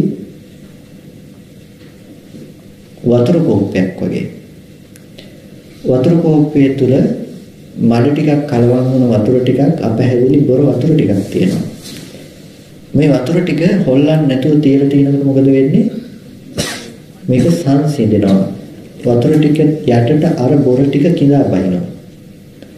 එතකොට මේ කිඳා බැස්සට පස්සේ බොර ටික ඇතුලේ නැති වෙලා නැහැ, බොර ටික තියෙනවා. හැබැයි සංසිඳිලා. එතකොට අන්න පස්සද්ධිය ඇති කරගන්න පුළුවන්කම තියෙනවා කෙනෙකුට හිත කය දෙකේ සංසිඳුණු බව. හිතේ සංසිඳීමක් තියෙනවා, කයේ සංසිඳීමක් තියෙනවා. කයේ සංසිඳීම ඇති වුණාට පස්සේ ඕනනම් කුසලයේ තුල උද්වේග ප්‍රීතිය උපදවගෙන උඩින් යන්න පුළුවන්කමක් තියෙනවා. ධර්මයේ සඳහන් වෙන්නේ සමහරත් උද්වේග ප්‍රීතිය උපදවගෙන උඩින් ගියයි කියලා. ඇයි මේ හිත කය දෙකේ තරම් සංසිඳිලා. හිත කය සංසිඳුනේ නැති අපිට කතා වුණාට හිත කය සංසිඳන කෙනෙක් දන්නවා මේ කය පුළුම් රොදක් වගේ වුණ කෙනෙක් දන්නවා ඒක වෙන්න පුළුවන් කියලා. හිත කය නොසිඳුණු හිත කය බර මේ කය බර සහිත දරත සහිත කෙනෙක්ගෙන් අහුවොත් කියන්නේ ප්‍රායෝගිකව ඔක වෙන්න පුළුවන්ද? විද්‍යාත්මකව ඔක වෙන්න පුළුවන් දෙයක්ද? මේ කය වෙන තැනක තියෙනවා. ඇත්තටම විද්‍යාත්මකව වෙන්න පුළුවන්ද? වෙන්න පුළුවන් දෙයක්. නමුත් අපි දකින්නේ අපේ දෘෂ්ටි කෝණයට අනුව අපේ බර සහිත කය තව තැනකට යයි කියලා. ඇත්තටම මේකයි හිත අනුව නෙමෙයිද සකස් වෙන්නේ. ඕගොල්ලෝ තරහ ගියාම රූපේ වෙනස් වෙන්නේ නැද්ද? රාගයක් ඇති වුණාම කය වෙනස් වෙන්නේ නැද්ද? එතකොට දැන් මේ කය සකස් වෙනකොට මෙහි චේතනාව හට ගන්නකොට මෙහි කය වෙනස් වෙනවා.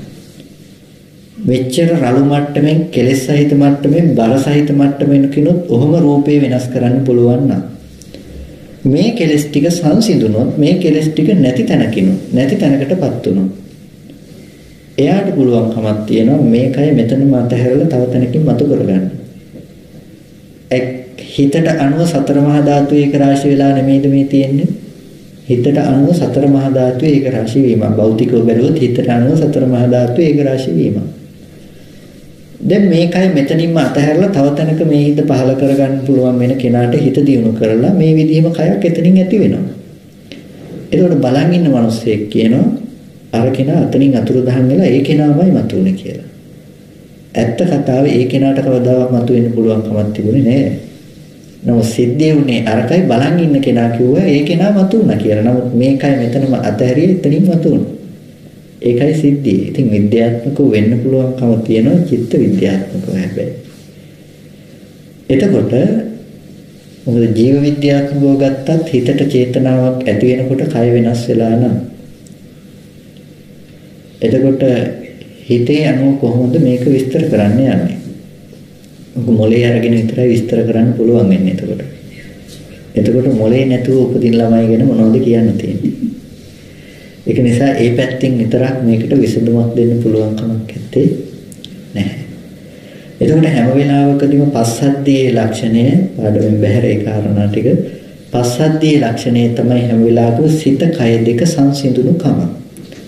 එතකොට මේ සිත කය දෙක සංසිඳුණු කම කයේ පස්සද්ධියක් තියෙනවා හිතේ පස්සද්ධියක් තියෙනවා හිත සංසිඳුණු කල්ලි කය සංසිඳෙනවා. එතකොට ඒ පස්සද්ධි සම්බොජ්ජංගේ වඩන්න පුළුවන් කෙනෙකුට තියෙනවා කොහොමද හිත සංසිඳව ගන්න වෙනවා ඉස්සෙල්ලා ඊට පස්සේ කය සංසිඳෙනවා. සමහර විට ඒ කෙනාට මේ කය කොච්චර වේදනාවගෙන දුන්නත් ඒක නොදැනී ඉන්න පුළුවන්කම තියෙනවා. මෙනෙහි නොකර ඉන්න පුළුවන්කම තියෙනවා. ඇයි? පස්සද්ධි සම්බොජ්ජංගේ වැඩිලා. සහැල්ලු විසිත කය දෙක. එතකොට මේ කයේ දරත බව එන්නේ නැහැ. ඒ බවට සමවදින්න පුළුවන්කම තියෙනවා. ඒක නිසා මේකයි සමහර විට කොච්චර කැපුවත් කිටුවත් හිත කය දෙක සැහැල්ලු බවෙන් ඉන්න පුළුවන්කම තියෙනවා. ඊට පස්සේ සමාධි සම්පොච්චංගම් භාවේති. සමාධි සම්පොච්චංගේ වඩනවා. ඔන්න ඕගොල්ලෝගේ ප්‍රියතම විෂය. සමාධි සම්පොච්චංගේ. මේ ශාසනයේ සමාධිය ගැන කතා කරන්නේ ආර්ය සමාධිය. ආර්ය සමාධිය ධ්‍යාන මට්ටමින් කතා කරන්නේ. අපි ටිකක් හිත එකඟ වෙච්ච ගමන් කියනවනේ මේ හිත සමාධි වුණා කියලා. නමුත් ඇත්තම සමාධි මට්ටම තමයි ධ්‍යානමය සමාධි මට්ටම. එතකොට ධ්‍යානය ගැන කතා කරන්න නම් වෙනම දවසක් දාගෙන හරියට කතා කරන්න ඕනේ. ධ්‍යානය ගැන ඒ තරමට එක එක මතිමතාන්තර එක එක දේවල් තියෙනවා. ධ්‍යාන අදිෂ්ඨාන කරලා ගන්නත් පුළුවන්. ධ්‍යානට එක එක විදිහට සමවදින්න පුළුවන් කමක් තියෙනවා. හිතලා ධ්‍යාන ගන්න පුළුවන් කමක් තියෙනවා. නමුත් ඒකක්වත් මේ කතා කරන ධ්‍යාන නෙමෙයි. ඒ වගේම ඇතැම් තැන්වල අපිට අහන්න හම්බෙනවා ධ්‍යානෙ නැතුව නිවනක් නම් කියන්නවත් එපා. ධ්‍යානෙ තමයි එකම මාර්ගය කියලා. බුදුරජාණන් වහන්සේ දේශනා කරේ ආර්ය අෂ්ටාංගික මාර්ගයේ සමහර තැනක කියනවා ධ්‍යානෙ තමයි එකම මාර්ගය කියලා. ලෞකිකවත් ධ්‍යාන තියෙනවා ලෝකෝත්තරවත් ධ්‍යාන තියෙනවා ලෝකෝත්තර ධ්‍යානය පෙන්වන්නේ දර්ශනීය සමගයි කියන එක අමතක කරන්න එපා. ඒ කියන්නේ මේ සමාධිය අපි ඉස්සෙල්ලා විස්තර කරගෙන ඉමු සමාධිය කියන තැන. සමාධිය ලෞකික සමාධියක් තියෙනවා ලෝකෝත්තර සමාධියක් තියෙනවා. ලෞකික සමාධිය තමයි ලෞකික ධ්‍යාන 4 ලෝකෝත්තර සමාධිය තමයි ලෝකෝත්තර ධ්‍යාන 4. දැන් මේ ලෞකික ලෝකෝත්තර කියන ભેදයේ මිසක ධ්‍යාන 4 එකයි. ධ්‍යාන 4 එකම ධ්‍යාන 4. එකම ධ්‍යාන 4 ලෞකික ලෝකෝත්තර කියන ભેදයෙන් දෙක වෙලා තියෙන්නේ ධ්‍යානයේ ලබන්නාට ධ්‍යානයේ ඇත්ත වෙන තැනක. ප්‍රථම ධ්‍යානලාභී මම ඉන්නකොට ධ්‍යානයේ අනිකක් තමන් අනිකක්. එතකොට ධ්‍යානයේ විඳින තමන් ඉන්නවා තමන් ධ්‍යානයේ විඳිනවා. ඒකට කියනවා ලෞකික ධ්‍යානය කියලා. ලෝකෝත්තර ධ්‍යානයේ ලක්ෂණය තමයි ධ්‍යානයේ විඳින්නා වෙනම නැහැ. හැම වෙලාවකදීම තමන් ධ්‍යානයේ වෙලා ධ්‍යානයේ තමන් වෙලා. ඉපිද නිරුද්ධ වෙන ධ්‍යානසිතක් හම්බෙලා. හැම වෙලාවකදීම මේ ශාසනයේ සෝවාන් ඵලයටපත් වෙන්නේ ප්‍රථම ධ්‍යානයේ සමගමයි. සෝවාන් ඵලයටපත් වෙන්නේ ප්‍රථම ධ්‍යානයේ සමගමයි. හැබැයි ඒකෙන් කිව්වේ නැහැ ධ්‍යානයේ වඩලා සෝවාන් වෙ යුතුයි කියලා. ධ්‍යානයේ වඩලා සෝවාන් වෙ යුතුයි කියන එකක් ඒකෙන් කිව්වේ නැහැ. ධ්‍යානයේ වැඩි යුතු නැහැ අනිවාර්යෙන් සෝවාන් වෙන්න. හැබැයි සෝවාන් වෙන්නේ ධ්‍යානයේ ලාභීමයි. එන්නේ කෙනෙක් විදර්ශනාව වඩනවා. විදර්ශනාව වඩනකොට මේ විදර්ශනාව තුළ අපි දැන් කතා කරගෙන ආව සම්බොච්චංගේ වැඩෙන පිළිවෙල. ඒ සම්බොච්චංගේ වැඩෙනකොට ලෞකික වශයෙන් එයාට කොච්චර විදර්ශනාව වැඩුවා සමතයක් වැඩෙනවා. එයි ඒ අරමුණ තුල හිත විතක්කන ගතිය තුල විතක්කේ වැඩිලා ඒ අරමුණ මෙනෙහි කරන ගතිය තුල ਵਿਚාරයේ වැඩිලා ඒ ਵਿਚාරයේ තුලම පීතිය වැඩිලා ඒ පීතිය අර්ථකරන ධර්මතාවයේ කෙරෙහිම සැපේ පිහිටලා ඒකෙම හිත ඒකාග්‍රගත වෙලා. එතකොට දැන් විදර්ශනාවට එළඹ සිටින එකම අරමුණේ විතක්ක ਵਿਚාර පීති සුඛ ඒකාග්‍රතාව කියන මේ ධර්මතාව ටික ඔක්කොම තියෙනකොට මේ ධර්මතාව ටික සහිතවමයි එයා සෝවාන් ඵලයටපත් වෙන්නේ. ඒ මට්ටමේ හිත එකඟ බවක් නැතුව කවදාවත් සෝවාන් වෙන්නේ. අනිවාර්යෙන් ධ්‍යාන මට්ටම සහිතවමයි සෝවාන් ඵලයටපත් වෙන්නේ. ධ්‍යානෙ ඉපදිලමයි සෝවාන් වෙන්නේ. ඒක නිසා තමයි කියන්නේ ධ්‍යාන උපදව ගන්න අවශ්‍ය නැහැ සෝවාන් වෙන්න කියලා.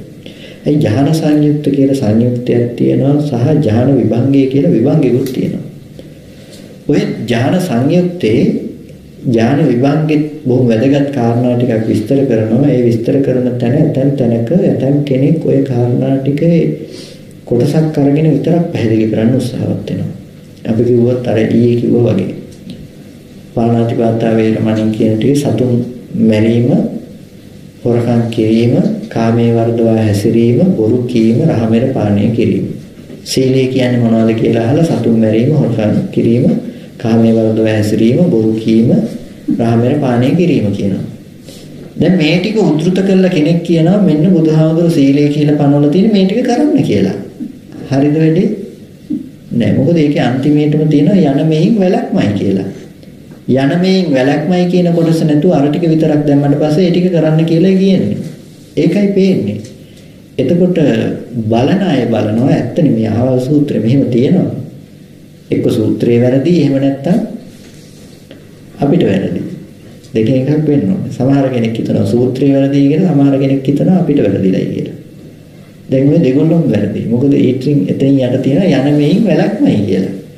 ඒ වගේ ඥාන සංයුත්තේ බුදුරජාණන් වහන්සේ දේශනා කරනවා සමහර තැන්වල මහණෙනි ධ්‍යාන කරන්න, ධ්‍යාන වඩන්න.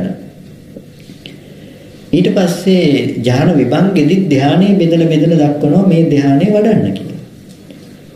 හැබැයි ඒකේ ප්‍රඥාවෙන් යුක්ත දර්ශනයෙන් යුක්තවයි ධ්‍යානෙ පෙන්වන්නේ.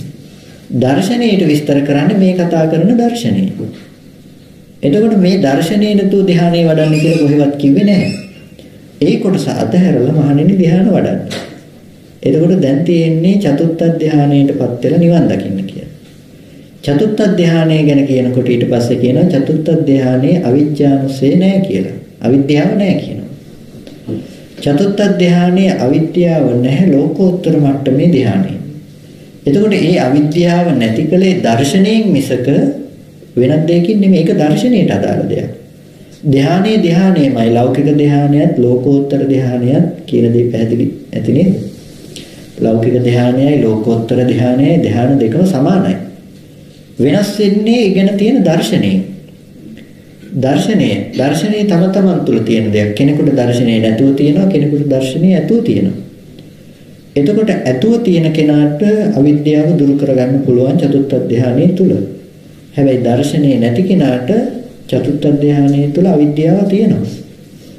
ඇයි ඔකේ වචන ටිකක් පෙන්නනවා අනංගනේ විගතුප්පක්ඛිලේසේ මුදු භාවයේ තිතේ කම්මනීයේ ආනිජ්ජප්පත්තේ කියලා. කෙලෙස් සංගන නැති කල්හි මුදු හිත මුදු වූ කල්හි හිත මනාකොට පිහිටි කල්හි මේ කෙලෙස් ධර්මතා ටික දුර වෙලා තියෙන තැනක හැම වෙලාවකදීම කර්මන්නේ වුණ වෙලාවට හිත ආනිජ්ජ එළඹ සිටි වෙලාවටයි ධානයේ උපදින්නේ කියලා. දැන් ඒකෙන් කිව්වේ නෑ කෙලෙස් ධර්මතා සම්පූර්ණම ක්ෂය කරපු බව. එතකොට එතෙන්ට කිව්වේ නෑ අවිද්‍යාව නෑ කියන බවක්. හිත පිරිසිදුයි කියුවට පිරිසිදු හිත අවිද්‍යාව නෑ කිව්වේ නෑ. අවිද්‍යාව ප්‍රත්‍යයෙන් ඒක උපද්දලා තියෙන්නේ. ඒක නිසා අවිද්‍යාව ප්‍රත්‍යයෙන් උපද්දපු සිත අවිද්‍යා මූලිකව ආපු දෙයක්. ඒක විද්‍යා මූලිකව ආපු දෙයක් එහෙම නෙමෙයි. ඒක නිසා හැම වෙලාවකදීම ඒ වගේ කර්ම කාරණා ඔස්සේ ගන්න පුළුවන් කමක් නැහැ ආර්ය සමාධිය කියන දේ. ආර්ය සමාධිය වෙන්නේ මේ නුවණ ඇති කල්හි. මේ නුවණ නැත්තම් ඒකට ඒ සමාධියට කියන්නේ ආර්ය සමාධිය කියලා. ඒක නිසා ඕගොල්ලෝ අද වඩන සමාධිය තුල සමාධිය පෙන්වන්න පුළුවන්කම තියෙන දන් දෙන කොටක් තියෙනවා පංචාංගිකං ඥානං හොති කියලා. ධම්මසංගණි ප්‍රකරණේ අරගෙන බලන්න දන් දෙන කොටත් පෙන්නනවා පංචාංගිකං ඥානං හොති අංග පහකින් යුක්ත ධානයේ තියෙනවා කියලා. හැබැයි අංග පහකින් යුක්ත ධානයේ තිබුණයි කියලා ධානයේ පුදවගෙන ධාන කරලා තියෙනවද ඔයගොල්ලෝ දන් දෙනකොට? නැහැ. ඒක වැඩිලා නැහැ. එතකොට ධ්‍යාන පංචාංගිකං ඥානං හොති කියලා ධ්‍යානයේ පෙන්නන හැම තැනකදීම ධ්‍යානයේ වඩන්න පුළුවන්කම ඇත්තේ නැහැ. ඒ ටික විතරක් ජීවිතේ වෙන තැන ගැනයි කතා කරන්නේ. විතක්ක ਵਿਚාර පීති සුඛ ඒකග්ගතා කියන ටික ජීවිතේ වෙලා මේ කය අතහැරලා යන මට්ටමට එනකොට අන්න ඕගොල්ලන්ට කියනවා ප්‍රථම ධ්‍යාන ලැබී කියලා. ဒုတိ ය ධ්‍යානයට යනකොට ওই විතක්ක ਵਿਚාර දෙක අතහැරිලා. විතක්ක ਵਿਚාර දෙක අතහැරිච්ච ගමන් ඔයගොල්ලන්ට මේ කය අතහැරෙන්න ඕනේ. ආය ශබ්ද අහන්න පුළුවන් කමක් නැහැ. ගඳ සුවඳ දැනෙන්න විදිහක් නැහැ. මේ කය අතහැරලා තියෙන්න ඕනේ. හැබැයි අද ලබා ගන්න උත්සාහවත් වෙන ධ්‍යානෙ චතුත්ථ ධ්‍යානයට සම්වැදුනත් හඳ චතුත්ථ ධ්‍යානෙ වඩන්න කියනකොට ඒකත් ඇහෙනවා. ඒ ඇහෙන ධ්‍යානය ධාන්‍ය වෙන්නේ නැති ධ්‍යාන නෙමෙයි. ඒක නිසා ධ්‍යාන කියන මට්ටම මේ ශාසනය පෙන්වන්නේ අන්න අර වගේ අර්ථයකින් ඒක හොඳට දැනගන්න. ලෞකිකවත් පෙන්වනවා ලෝකෝත්තරවත් පෙන්වනවා. ලෝකෝත්තර ලෞකික ධ්‍යානයේම ලෝකෝත්තර බවට නගලා තියෙනවා දර්ශනය නිසා. දැන් අපේ ලෞකික හිත තියෙනවනේ. ලෞකික හිත තියෙන්නේ මොකද්ද? අපි හැමදාම කතා කරන ස්කන්ධ පංචකයේ ඇති තැනක උපාදාන ස්කන්ධයක් හදාගෙන තියෙනවා. ඔය ස්කන්ධ පංචකයේ ඇති තැන උපාදාන ස්කන්ධය හදාගත්ත නිසා අපිට අපි කියනවා ඔකට පංච උපාදාන ස්කන්ධය කියලා. එතකොට ওই පංච උපාදාන ස්කන්ධය හදාගන්න ටිකම අයින් කරලා ඔතෙන්ට මාර්ග සත්‍ය දැම්මොත් එහෙම එයාට හදාගන්න තියෙන ස්කන්ධය හැටියට දක්නා නුවණ. එතකොට ස්කන්ධය ඇත්ත දකින නුවණකුයි එතන පවත්වන්නේ. එතකොට මේ භූමිය තුලම මේ චිත්තචෛතසික ටික තුලම එයා මිදිලා තියෙනවා මේ නුවණ නිසා. නුවණ නැත්තම් මොකද එතන තියෙන්නේ? සමුදය සත්‍යය. නුවණ නැත්තම් එතන තියෙන සමුදය. වෙන දෙයක් නෙමෙයි. ඒ විදිහමයි ලෝකෝත්තර රූපාවචර ධානයක් උපදව ගත්තයි කියලා වෙනස් වෙලා නැහැ. රූපාවචර ධාන හිත ඇත්ත වෙලා අපිට. අපේ කෙලෙසය ඒක, ආශ්‍රවේ ඒක. එතන Nirodhe සාක්ෂාත් කරන යම් නුවණක් තියෙනවා නම් ඒ නුවණ නිසා ඒකට කියනවා ලෝකෝත්තරයි කියලා. එතකොට ඒක ලෝකෝත්තර කිරීම හෝ නොකිරීම තිබුණේ නුවණ මත මිසක වෙනත් දෙයක් මත එහෙම නෙමෙයි. එතකොට මේ නුවණයි වැදගත්ුනේ ලෝකෝත්තර ඥාන දර්ශනයේ ලෝකෝත්තර නුවණ. අන්න ඒක නිසා තමයි මේක පටන් ගන්න කලින් මේ අපි කිව්වේ සම්මා දිට්ඨි බුද්ධංගමා හොති මේ යන්නේ ත්‍රිවිල් එකේ නිවන් දකින්න කියලා. ඒ කියන්නේ ඉස්සරහා රෝදේ කැපෙන්නේ යම් තැනකටද කැපෙන තැනට යනවා. ඒක නිසා ඔයගොල්ලෝ ඉස්සරහා රෝදේ හරියට අරගෙන ගියොත් වැඩේ හරි, ඉස්සරහා රෝදේ වැරදුනොත් වැඩේ වරදිනවා. සමාධි සම්බොජ්ජංගේ. ඊට පස්සේ නිරෝධයේ අරමුණු කරගෙන ඔස්සග්ග පරිණාමව දැන් වඩන්න පුළුවන්කම තියෙනවා කෙනෙකුට උපේක්ඛා සම්බොජ්ජංගේ. උපේක්ෂාව. හැම වෙලාවකදීම උපේක්ෂාව වඩනකොට උපේක්ෂාවත් ඔය කතා කරපු දේ මතම වඩන්න පුළුවන්කම තියෙනවා. අද අපිට දැනෙන අපි වඩන උපේක්ෂාවක් තියෙනවා, ලෝකෝත්තර මට්ටමේ උපේක්ෂාවකුත් තියෙනවා. අපි වඩන උපේක්ෂාව තමයි රූපයේ ඇති කල්ලි උපේක්ෂා සහගත වෙනවා. රූප ශබ්ද ගන්ධ රස ස්පර්ශ තියෙනවා. මේ දේවල් ටික තියෙනකොට උපේක්ෂා සහගත වෙනවා. උපේක්ෂා සහගත වෙනකොට දැන් ඔන්න රූපේ ඇත්ත වෙලා අපි ඇත්ත වෙලා නමුත් ඒ පස්සේ පන්නන්නේ නැහැ. උපේක්ෂා සහගත වෙනවා. මේ උපේක්ෂාවත් වටිනවා එපා කියන්නේ නැහැ. ඒක මාර්ගය හැබැයි. මාර්ග සත්‍ය නෙමෙයි. කෙනෙක් වඩනවා සත්තු පුද්ගල භවෙන් ශුන්‍යතාවයේ උපදව ගන්න මේ කෙස්ලොම් නියද සම්වස්නහර ඇට මිදුළු කියලා වඩනවා. වඩනකොට එයා දකිනවා ඇත්තනේ මෙතන පුද්ගල භාවයක් විදිහට ගන්න කෙනෙක් නැහැ. එහෙනම් කෙනෙක් පුද්ගලයෙක් නැහැනේ කියලා හිතලා එයා මේකේ ඇත්ත දකින්න උපේක්ෂා වෙනවා. එහෙම නැත්නම් සතර මහා ධාතු අනුව බලනවා. ධාතුව අනුව බලමින් වාසය කරලා ධාතුව අනුව බලමින් වාසය කරන ඔහුට ආශ්‍රව ධර්මතා ටික උපන්නාශ්‍රව ෂේ වෙනවා, නූපන්නාශ්‍රව නූපදිනවා. හැබැයි මේ උපේක්ඛා සම්බොජ්ජංගය. උපේක්ඛා සම්බොජ්ජංගේ වඩනකොට එයාට උපේක්ෂාව තුළ හිත පිහිටා සිටිනවා. හැබැයි ඒ උපේක්ෂාව තුළ පිහිටා හිටියට එයාට උපදින්න තියෙන ආශ්‍රව උපදින්න තියෙන හේතුව තියෙනවා. මොකද්ද හේතුව? උපේක්ෂාවෙන් හිත හෙල්ලෙන්න පුළුවන්. ඇයි හෙල්ලෙන්න පුළුවන් කියන්නේ? අරමුණ තියනවා එළිය කියන එක තියෙනවා. මිරිඟුව එළියේ තියනවා. හැබැයි මට දුවන්න බෑ කියලා හිතාගෙන ඉන්නකන් නොදුව ඉන්නේ. කොයි වෙලේ හරි පිපාසය වැඩි වෙලා දැන් නම් දිවුවොත් හොඳයි මිරිඟුව ළඟට කියලා හිතුනොත් ඒ වෙලාවට දුවනවා. ඒක නිසා මිරිඟුව එළියේ තියනවා කියන දැක්ම තියෙනකන් ඔයගොල්ලන්ට හේතුව තියෙනවා එතෙන්ට යන්න. අපි කියන්නේ අර ආගන්නේ පොවක් ගන්න කැලේ ඉන්න රිලව් ගැන කන්නාඩිය ළඟට. දැන් අවුරුදු 10ක් විතර වෙනවා රිලව් තාමත් කන්නාඩියත් එක්ක පොර කනවායි කියලා. කන්නාඩිය ළඟට ආවම කන්නාඩිය හිතන්නේ තව සතෙක් තව රිලවෙක් ඉන්නවා කියලා. ඉතින් අවුරුදු 10කට විතර කලින් පටන් ගත්ත සෙල්ලම තාමත් රිලව එකමයි කරන්නේ. තාමත් කන්නාඩිය ඉස්සරහට ගියාම ඌ දන්නේ නැහැ මේ තමාගේම ප්‍රතිබිම්බේ පේනවා කියලා. තාමත් වාහනයක හරි සයිඩ් කන්නාඩියකට තිබුණොත් එහා පැත්ත අත ගාලා බලනවා ඉන්න කෙනා හු වෙනවද කියලා. ඉතින් රිලවට කවදාවත් තේරෙන්නේ නැහැ. ඇයි තේරෙන්නේ නැත්තේ? තව කෙනෙක් ඉන්නවා කියන එක මත මම මෙහි ඉන්නවා කියන එක මත. හැබැයි එයා ඒ සයිඩ් කන්නාඩිය ළඟට නොයා ඉන්නකන් එයාගේ හිත ඒ අරමුණේ උපේක්ෂා සහගතයි. ඉන්න රිලවත් එක්ක ගැටෙන්නේ නෑ උපේක්ෂයි. හැබැයි යාගේ දර්ශනයක් තියෙනවා එහෙ කෙනෙක් ඉන්නවා කියලා. ඒක නිසා ඉන්න බවට තියෙන මේ දැකීම නිසා කොයි මොහොතේ හරි කණ්ණාඩිය ළඟට ගියොත් දැන් ආයෙත් අත ගාලා බලනවා ඉන්න කෙනා ඉන්නවද කියලා. ඇයි යාගේ දැක්ම තියෙනවා ඉන්නවා කියලා. ඒ වගේ රූපේ තියෙනවා, ශබ්දේ තියෙනවා, ගන්ධේ තියෙනවා, රසේ තියෙනවා, ස්පර්ශේ තියෙනවා, හිත තියෙනවා කියන තැනක අපිට ඇති බවට නම් ගෙනල්ලා දීලා තියෙන ඇති බව නම් ඇති බවට ගෙනල්ලා තියෙන මේ දැක්ම තියෙනකොට හැම වෙලාවකදීම අපි මෙහි කොච්චර උපේක්ෂාව උපදව ගත්තත් ඒ උපේක්ෂාව තුළ ඇති දේ විඳින්න පුළුවන් යන්න හදන ගතිය අපි ළඟ තියෙනවම තමයි. ඒක නිසා අද ඔය කිසියම් දෙයක් ප්‍රකට වෙන්නේ නැහැ ශුන්්‍යතාවයේ විතරමයි මට එළඹ සිටින්නේ කියලා කොච්චර කිව්වත් ඒ ශුන්්‍යතාවය වැඩක් නැහැ කියන්නේ ඒකයි. ඒ ආර්ය ශුන්්‍යතාවය නෙමෙයි. ඒ ආර්ය ශුන්්‍යතාවයත් එක්ක අහසට පොළොව වගේ දුරස් වෙන තැන. අපිත් කතා කරනවා ශුන්්‍යතාවය ගැන කතා කරනවා ආර්ය ශුන්්‍යතාවය ගැන කතා කරනවා. ශුන්්‍යතාවය නැහැ කිව්වොත් වැරදි. හැබැයි ශුන්්‍යතාවය ගැන කතා කරන්න ක්‍රමයක් තියෙනවා ශුන්්‍යතාවයට එළඹෙන. ශුන්‍යයි කියලා කියන්නේ දෙයක් නැහැ කියලා කියන්න හදන දෙයක් නෙමෙයි. ශුන්‍ය වෙන්න දෙයක් තිබිලා නම් ඒ ශුන්්‍යතාවයේ නැති බව ශුන්්‍යතාවයේ එක පැත්තකින් ඇති බව. ශුන්‍ය වෙන්න ශුන්්‍යතාවය කියනව නැති බව ශුන්‍යයි නෑ. අශුන්‍යයි කියන තැන තියෙන ශුන්‍ය වෙන්න දේ මොනවාගෙන්ද ශුන්‍ය?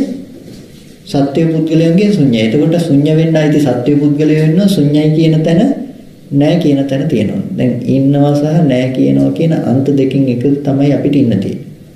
ඔය ශුන්‍යතාවය තුල හිටියොත් එක්ක නෑ කියලා හිතාගෙන ඉන්නවා එක්ක ඉන්නවා කියලා හිතාගෙන ඉන්නවා. ඉන්නවා කියලා හිතුවත් නෑ කියලා හිතුවත් ඉන්න එක තුලයි හිතලා තියෙන්නේ. එහෙම නෙමෙයිද? ඉන්නවා කියලා හිතනවා කෙනෙක්. එතකොට ඒ ඉන්නවා කියලා හිතන එක තුල දැන් ඒ කෙනා නෑ කියනවා. මේක ඇතුලේ ඌර කුකුල්ලු ඉන්නවද? නෑ. මේක ඇතුලේ ඌර කුකුල්ලු නෑ කියන එක තුල මේක ශුන්‍යයි ඌරුන්ගෙන් කුකුල්ලුන්ගෙන්. හැබැයි ඒකෙන් කිව්වද ඌර කුකුල්ලු නෑ කියලා ලෝකේ? දැන් මේකෙන් එළියේ ඉන්නවා. ඒක නිසා දැන් ඒ ශුන්‍යතාවයේ තියෙන්නේ ඇති බව තුල නෙමෙයිද? ඌර කුකුල්ලු එළියේ ඉන්නවා මේක ඇස්සේ නෑ. ඒක නිසා සත්පුද්ගල භාවයේ තියෙනවා ලෝකේ ඒ සත්පුද්ගල භාවයේ නැහැ. එතකොට දැන් ඇති බව තුල නැති බව දැනගෙන තියෙනවා. අත්තනාව අනත්තානං සංජානාමිති. ඇති බව තුල නැති බව. ආත්මවත් තුල බව අනාත්ම බව හඳුනනවා. ආත්මෙ මෙහි තියෙනවා. තියෙන ආත්මය අනාත්මය හඳුන්වන ශුන්‍යතාවය. කිසිම ශුන්‍ය බවක් නැහැ. ඒක දිට්ඨියක්. එතකොට හැම වෙලාවකදී මේක ගන්න අවශ්‍ය තැන නෙමෙයි. මේ ශාසනීය ශුන්‍යතාවය ගැන කතා කරන්නේ හේතුන් පටිච්ච සම්භූතං හේතුබංගා නිරුච්චති. ඒ මොහොතට හටගෙන ඒ මොහොතට නිරුද්ධ වෙන ධර්මතාවයේ තුල ඇහැ හැදෙන මොහොතට මේ ඇහැ රූප දෙක එකට වැය වෙන සිද්ධිය තුල හිත මේකට වැය වුණ කාරණාව ඉදිරිය තියෙනවා. මේ සිද්ධියෙන් බාහිරව තවත් යමක් තියෙනවා. මේ වෙලාවට කන හැදිලා තියෙනවද? නැහැ. මනස හැදිලා තියෙනවද? නැහැ. මේ ධර්මතාව ටික එකිනෙකට වැය වෙන සිද්ධිය තුල මේ ධර්මතාව තුන විතරයි පවතින්නේ. එතකොට හැම වෙලාවකදීම හිතලා මෙහි හදාගන්න කෝප්පේ දැනගන්නවා. කෝප්පේ කියලා මෙහෙම හිතනවා, මෙහි හිතන කම දැනගන්නවා. දැන් මෙහෙන් කෝප්පේ හදාගෙන විදින තැනක මෙහෙන් කෝප්පේ විදින බව ගැන අපිට මොකද්ද තියෙන්නේ? නුවණක් තියෙනවා. දැන් මේ නුවණ තුල කෝප්පේ එළියේ තියනවා කියලා හිතන මෝඩකම නැති වෙලා. රිලව කණ්ණාඩිය ඇතුලේ තව එකෙක් ඉන්නවා කියලා හිතන මෝඩකම නැති වෙලා. ඒක නිසා මෙහෙන් කෝප්පේ කියලා හිතන කම එළියේ තියනවා කියලා හිතන මෝඩකම නැති වුණාට පස්සේ කෝප්පය අනුත්පාදයට ගිහිල්ලා. දැන් ඉන්න කෝප්පේ ශුන්‍යයි කියන එකත් මේ කෝප්පේ මෙහි හටගෙන ඉපිද නිරුද්ධ වීම තුල හදාගන්න ශුන්‍යතාවය දෙකක්ද එකක්ද? අහසට පොළොව වගේ දෙකක් නෙමෙයි. ඒකයි ඔය කතා කරන්න හදන උපේක්ෂාව, ඔය කතා කරන්න හදන ශුන්‍යතාවය තුල ඔය උපදව ගන්න උපේක්ෂාව වැරදි. ඒක නිසා මේ ශාසනයේ උපේක්ෂාව චලංග සමන්නාගත උපේක්ෂාව. ආයතන 6 උපේක්ෂා සහගත වෙනවා. ආයතන 6 උපේක්ෂා සහගත වෙන්නේ ඇති බව මත නෙමෙයි. ඒක හොඳට මතක තියාගන්න. ඇති ආයතනයේ උපේක්ෂා සහගත වීමක් එහෙමනම් නෙමෙයි තියෙන්නේ. ආයතනයේ පිරිසිදු දකින්න බවක් තියෙන්නේ. ඒක නිසා පිරිසිදු දකින්න තැනක උපේක්ෂා වෙන්න ආයතනයක් හම්බෙලා නැති වෙන්න ඕනේ. උපේක්ෂා වෙන්න රූප හම්බෙලා නැති වෙන. ශුන්‍යයි කියන්නේ රූප නැති වෙලා තියෙනවා. ශුන්‍යයි කියන්නේ සත්‍යය නැති වෙලා තියෙන්න ඕනේ. ගැඹුරු කාරණයක් කතා කරන්නේ. එතකොට මේකෙදි හැම වෙලාවකදී මේකයි ලෝකෙ තුල ওই කාරණා ටික ලෝකයේ පැත්තෙන් සහ ලෝක නිරෝධයට කියන දෙපැත්තෙම පෙන්වන්නේ. උපේක්ෂාවත් දෙපැත්තෙම පෙන්වනවා. ඒක නිසා අර ඥාන දර්ශනයේ තියාගෙන උපේක්ඛා සම්බොජ්ජංගේ මේ පැත්තෙන් වැඩුවා කියලා වැරදි නෑ. නුවණයි අවශ්‍ය දේ. ඒක නුවණ මූලික කරගෙන වඩන්න කියලා කියනවා. කොටින්ම කියනවා නම් චත්තාරීසක සූත්‍රයේ අන්තිමේටම කියනවා ඒ කාලේ හිටියලු වස්සභඤ්ඤ කියලා එක කොටසක් උච්ඡේදවාදයක් ප්‍රකාශ කරපු. මේ උච්ඡේදවාදයේ ප්‍රකාශ කරපු මේ කොටස අඩුම තරමේ ඔක්කොටම බැන ගියපු කොටසක් තමයි ওই වස්සභඤ්ඤ කියන කොටස.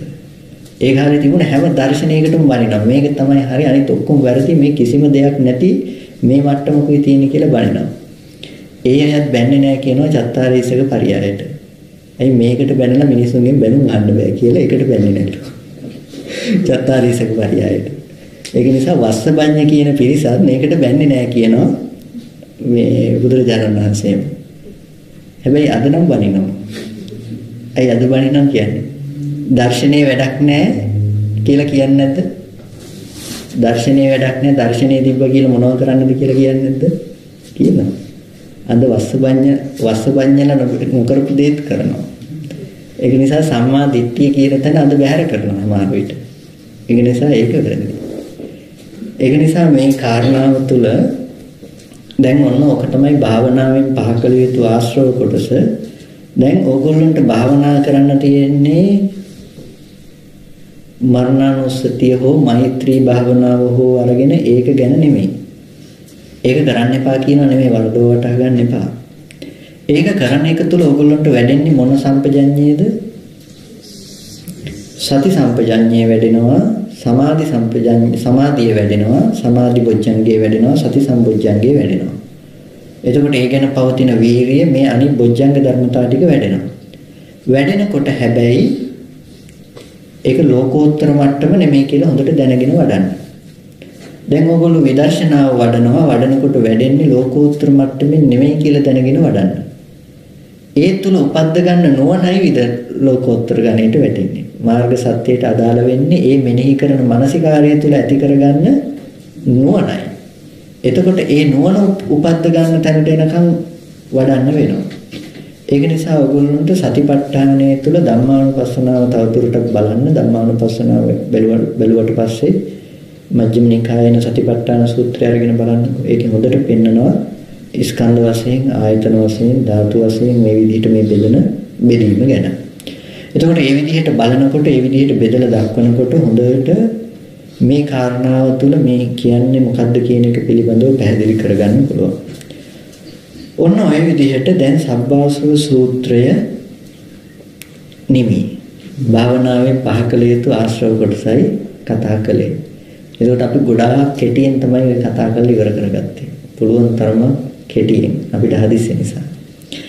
ඊට පස්සේ යතෝච බික්කවේ බික්කුණෝ ඒ ආස්වා දස්සනා පහතබ්බාතේ දස්සනා පහිනා හොಂತಿ. යම් ආශ්‍රව කොටසක් දර්ශනයෙන් පහ කළ යුතු වුණා නම් ඒ ආශ්‍රව කොටස දර්ශනයෙන් පහ වෙලා. යම් ආශ්‍රව කොටසක් සංවරයෙන් පහ කළ යුතු වුණා නම් ඒ ආශ්‍රව කොටස සංවරයෙන් පහ කළා. සංවරයෙන් පහ කළ යුතු ආශ්‍රවේ දර්ශනයෙන් පහ කරන්න ගිහිල්ලා නැහැ. දර්ශනයෙන් පහ කළ යුතු ආශ්‍රවය සංවරයෙන් පහ කරන්න ගිහිල්ලා නැහැ. යම් ආශ්‍රවයක් පටිසේවණයෙන් පහ කළ යුතු නම් ඒ ආශ්‍රවය පටිසේවණයෙන් පහ කරලා තියෙනවා. යම් ආශ්‍රවයක් අදිවාසණයෙන් පහ කළ යුතු නම් ඒ ආශ්‍රවය අදිවාසණයෙන් පහ කළා. යම් ආශ්‍රවයක් පරිවර්ජණයෙන් පහ කළා තියෙනවා නම් ඒ ආශ්‍රවය පරිවර්ජණයෙන් පහ කරලා. දැන් පරිවර්ජණයෙන් පහ කළ යුතු ආශ්‍රවේ දර්ශනයෙන් පහ කරන්න ගිහිල්ලා අලිය ළඟට ගිහිල්ලා නැහැ. ඒක නා ඒක දර්ශනයෙන් පහ කළා පරිවර්ජණයෙන් පහ කළා. ඒක නිසා අලිය කරේ තියාගෙන ගිහිල්ලා නැහැ. දැන් දෙකක් තියෙනවා අලිය දුරු කරන ක්‍රම. කෙනෙක් ඉන්නවා අලිය පරිවර්ජණයෙන් පහ කරනවා. පරිවර්ජණයෙන් පහ කරලා අලිය කරේ තියාගෙන යනවා හැබැයි. එයාට අලිය නොගැහුවත් ගහලා. ඇයි අලිය නොගැහුවත් ගහලා කියන්නේ? අලිය ගැහුවොත් මොකද වෙන්නේ? මරණා මොකද වෙන්නේ? භවපච්චය ජාති. භවය නිසා ජාතිය හදලා දෙනවා. දැන් අලිය කරේ තියාගෙන යනකොට මොකද වෙන්නේ? භවපච්චය ජාති. අලිය එළියේ ඉන්නවා. ඉන්න බව නිසා ඉන්න අලිය විඳින්න පුළුවන් විදිහට ආය ආයතන ටික හදලා දෙනවා. ඒත් භවපච්චය ජාති, අතනත් භවපච්චය ජාති. පොඩි වෙනසක් තියෙන්නේ. අතන අලිය මැෂින් එක කඩලා අලුතෙන් මැෂින් එක හදා ගන්න වෙලා තියෙනවා. මෙතන මැෂින් එක තියෙන නිසා ආපහු නැවත උපදිනවා. එතන ඉඳන් විඳින සසර දුකක් තියෙනවා නම් ඒ සසර දුකට හේතු උනේ නැද්ද? අලිය කියන එකම නිමිත්ත. එතකොට එතන ඉඳලා විඳින හැම සසර දුකටම අලිය හේතු වුණා. ඒක නිසා අලිය දුකම තමයි. ඒක නිසා පරිවර්ජණයෙන් පහ කළ යුත්තේ පරිවර්ජණයෙන් පහ කරන්න ඕනේ. ඒ වගේම අලිය දර්ශනයෙන් පහ කළ යුතුයි. අලිය දර්ශනයෙන් පහ කරනකොට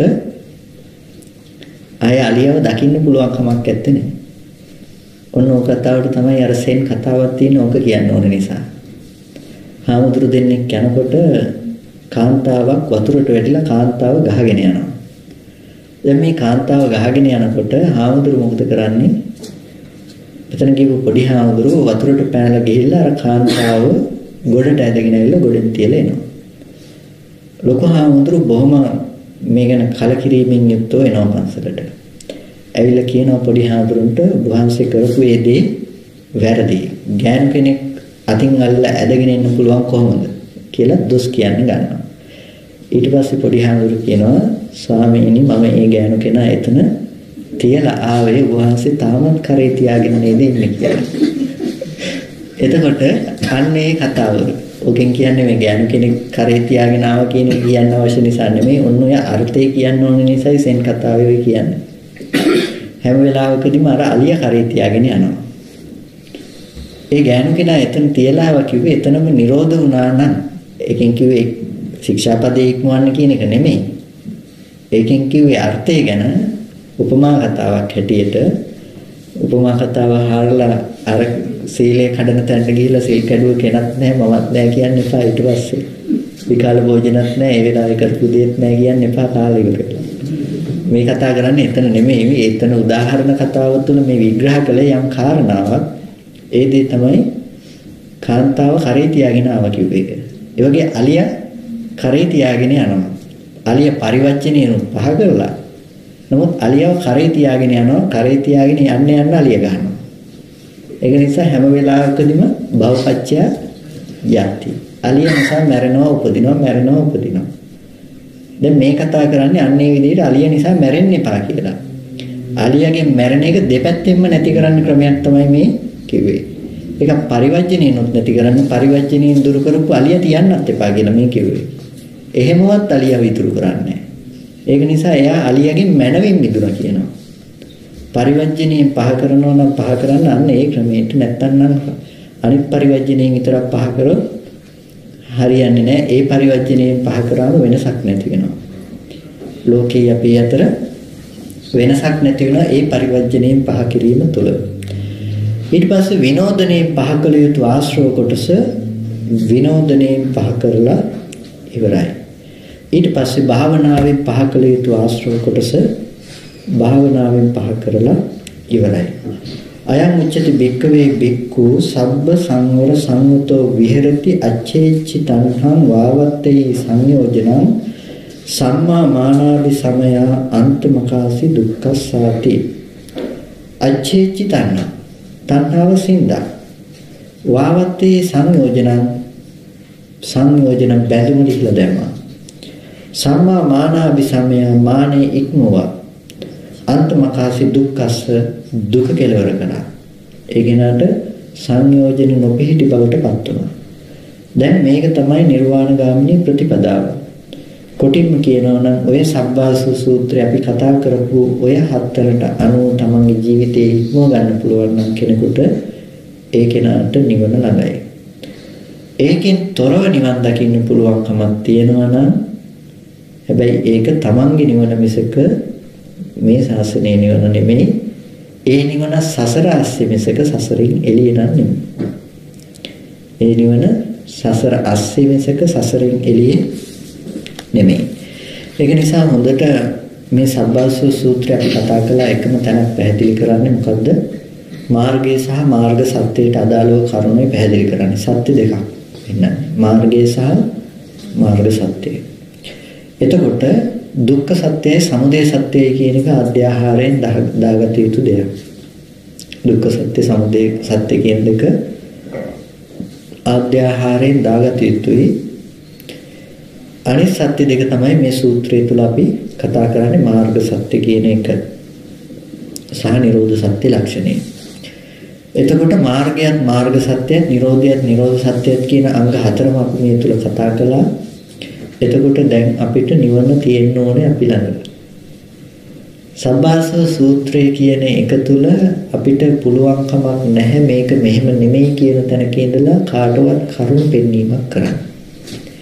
හේතුව එක තැනකින් කියන කාරණාව අනිත් තැනකින් හසු වෙන නිසා. මොකද සබ්බාසව සූත්‍රය තුල දැන් මේ කිව්වේ දර්ශනයෙන් පහ කළ යුත්තේ දර්ශනයෙන් පහ කළා ඉවර වෙලා අන්තිමේටම ගිහිල්ලා භාවනා කරන්න කියලා නෙමෙයි. ඔගොල්ලෝ යම් ඉවසි සති සංවරයෙන් යම් සති සංවරය කියන තැන සිහිය වඩනවා නම් බොජ්ජංග භාවනාවක් විදිහට ඒකම තමයි ඉන්ද්‍රිය සංවරය තුලත් ඔගොල්ලෝ චක්කු ඉන්ද්‍රිය සංවර සංවතෝ විහෙරති කියන තැනෙනුත් ඇසේ සංවර උනේ. එතකොට සංවරයෙන් පහ කළ යුතු ආශ්‍රව කොටස තුල නෙමෙයිද සති සංවරයේ යෙදුනේ? සති සංවරයේ යෙදුණා. ඒ තුල භාවනාවෙන් පහ කළ යුත්තේ එතනිනුත් සිද්ධ වුණා. එතකොට මේ එකකට එකක් එකකට දෙකක් එකකට තුනක් එකකට හතරක් හතරකට එකක් මේ විදිහට අන්‍යෝන්‍ය වශයෙන් සම්බන්ධතාවයක් ඇති ධර්මපරයයකුයි අපි කතා කළේ. කොටින්ම මේ ටික ඔක්කොම සමස්තයක් විදිහට ඕගොල්ලන්ට ඇවිල්ලා තියෙන ඕන එක දර්ශනයක්. ඒ දර්ශනය තමයි දුක නැති කරගන්න පුළුවන් ක්‍රම දෙකකට බෙදලා කතා කරා.